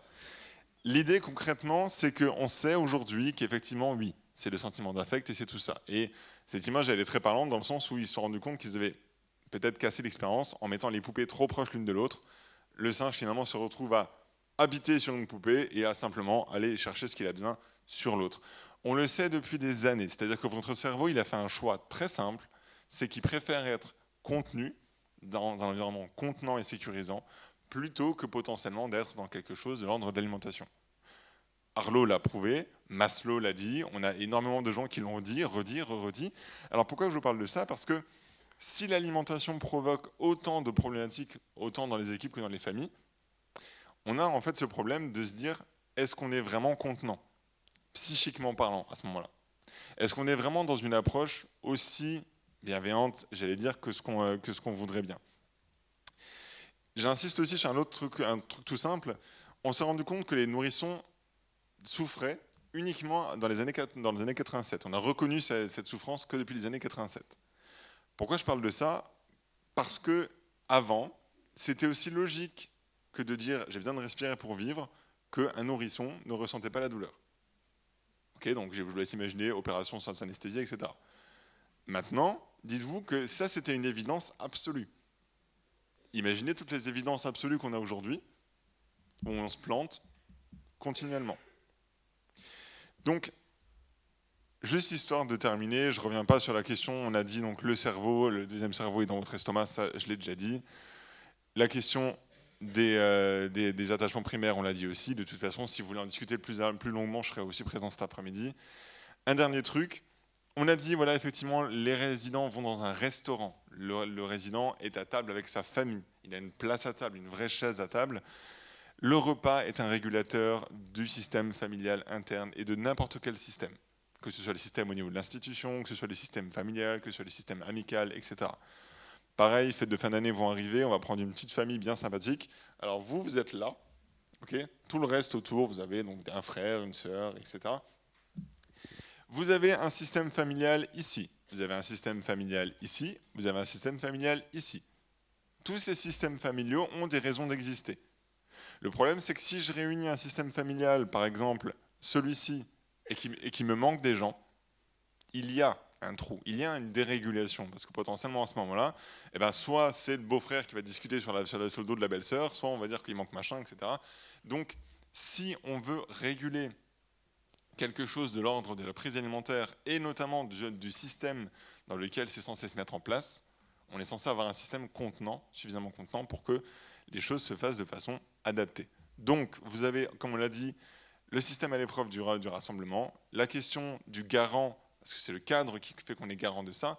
Hein, pourquoi est-ce que je me fais houspiller quand je dis au repas de groupe de fin d'année, je ne serai pas présent parce que j'en ai 2 en même temps et que je me fais tuer pour ça? C'est pas parce qu'ils veulent absolument me voir, c'est juste parce qu'à un moment donné, le cadre fait que vous êtes censé être présent à certains endroits pour réguler la question du cadre et vous êtes censé être présent parce que c'est votre place à un instant T. Si demain, vous avez un repas qui se fait sans certains résidents, sans certains pros, c'est dérégulant, non pas parce qu'on, mon Dieu, ils vont nous manquer, on ne peut pas vivre sans eux, c'est dérégulant parce que leur place est ici. Et en consultation, vous voyez souvent, quand vous avez un fauteuil comme moi ici et un canapé ici, les gens sur le fauteuil parlent toujours des gens sur le canapé, alors qu'ils ne sont pas là, hein, mais ils disent, voilà, mon mari, et en montrant le canapé. Comme s'il y avait une place, symboliquement, à cet endroit-là.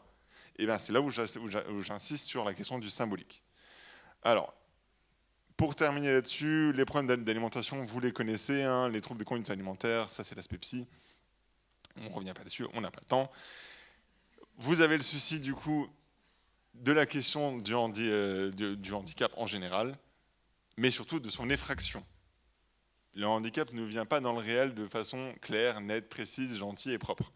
Le handicap fait son effraction dans le réel par moment, dans le sens où aujourd'hui, arriver dans une question de handicap, ça vient désorganiser non seulement les réponses émotionnelles des parents, mais aussi les réponses générales des parents. C'est-à-dire que, est-ce qu'une assiette de mixé où on sait tous qu'un steak, eh ben, ça représente littéralement ça, est-ce qu'on peut se permettre à ce moment-là de se dire, bah, effectivement, l'assiette est presque vide, donc il faudrait qu'il ait un petit peu plus, mais si je lui donne plus, bah, peut-être qu'il va trop manger, et s'il mange trop, bah, peut-être qu'il sera malade.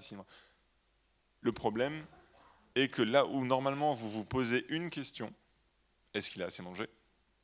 Là, vous êtes obligé de vous en poser 15. Et forcément, si vous vous posez 15 questions, c'est comme moi avec cette présentation, je ne peux pas tout vous présenter parce qu'on en aurait pour la journée, et je ne peux pas monopoliser à ce point-là, mais l'idée c'est que quand il y a trop de questions, il n'y a souvent pas assez de réponses, et s'il n'y a pas assez de réponses, il n'y a pas de régulation. Et s'il n'y a pas de régulation, il n'y a pas de contenance, et s'il n'y a pas de contenance, il n'y a plus de plaisir. Donc, l'idée, c'est que plus d'inquiétude, ça crée moins de réponses appropriées, car moins d'attention disponible. Hein, vous ne pouvez pas être occupé sur tout en même temps.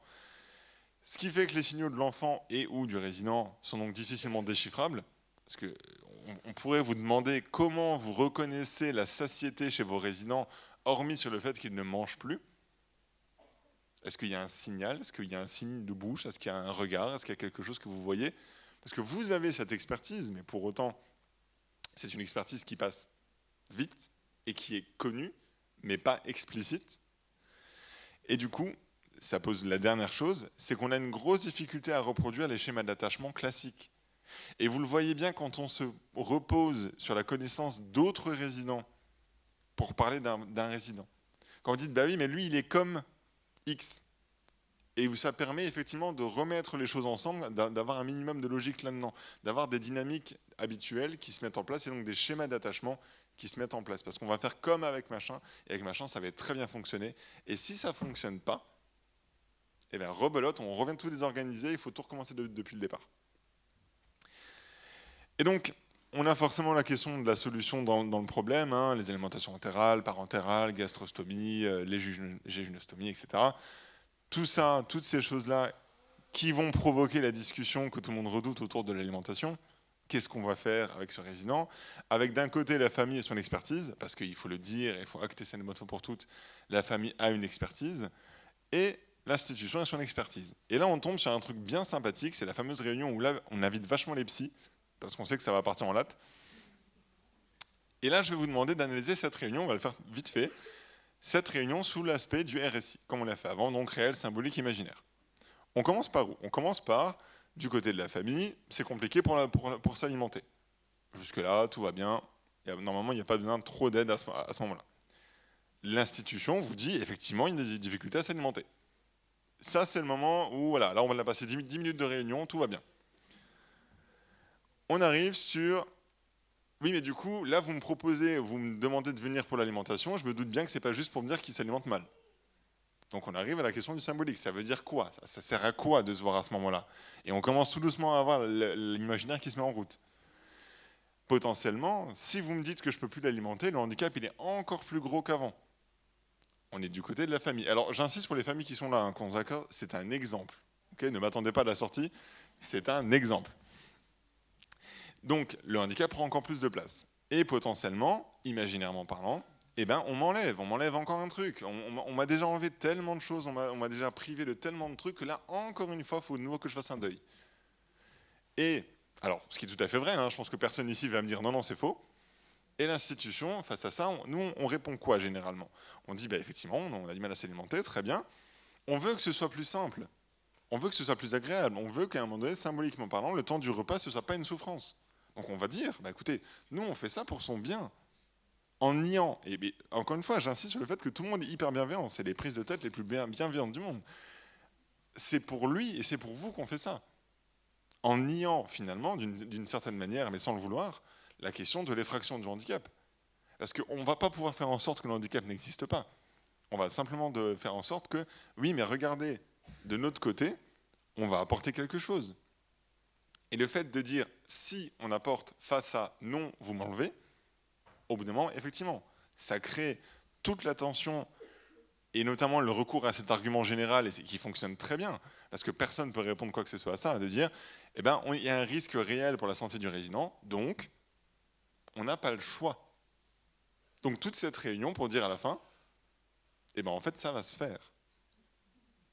Et c'est là généralement où ça devient intéressant, parce que vous avez une famille qui d'un côté vous dit « je suis en souffrance parce que vous m'enlevez quelque chose » et là on est au niveau symbolique. Vous avez une institution qui va vous répondre au même endroit « c'est pour son bien ». Et là se pose la question de qui c'est qui connaît le mieux le bien du résident. Et je vous le dis, il n'y a pas de réponse, quand je suis d'accord. L'objectif à ce moment-là, c'est juste de se dire, est-ce qu'il n'y a pas moyen, d'une part, en reconnaissant déjà tout ce qui est du côté de la famille, de le légitimer, ne serait-ce que ça, parce que factuellement, il y a un deuil à faire, on ne va pas se mentir, et de l'autre côté, de recourir à cet argument d'autorité de c'est pour sa santé, c'est pour son bien, etc. C'est très bien, c'est très vrai, mais ça ferme le débat. Parce qu'il n'y a rien à répondre à ça. Personne ne va vous dire, oui, non, mais vous savez, moi, ce qui m'intéresse, c'est pas sa santé. Si, forcément. Aucune famille va vous dire le contraire.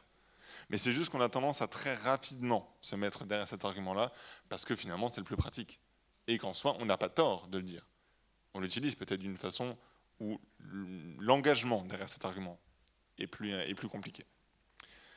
Je terminerai là-dessus, en vous remerciant encore une fois, et comme dit, s'il y a des questions, que ce soit maintenant ou cet après-midi, je reste disponible, n'hésitez pas.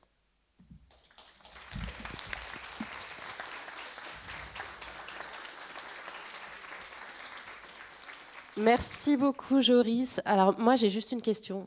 T'as un problème avec ta grand-mère? Tu veux qu'on en parle? Non, tout va bien, tout va bien. Ce que je vous propose, parce qu'on doit se caler aussi sur le timing des élèves, je vois Cathy qui me montre, on y va.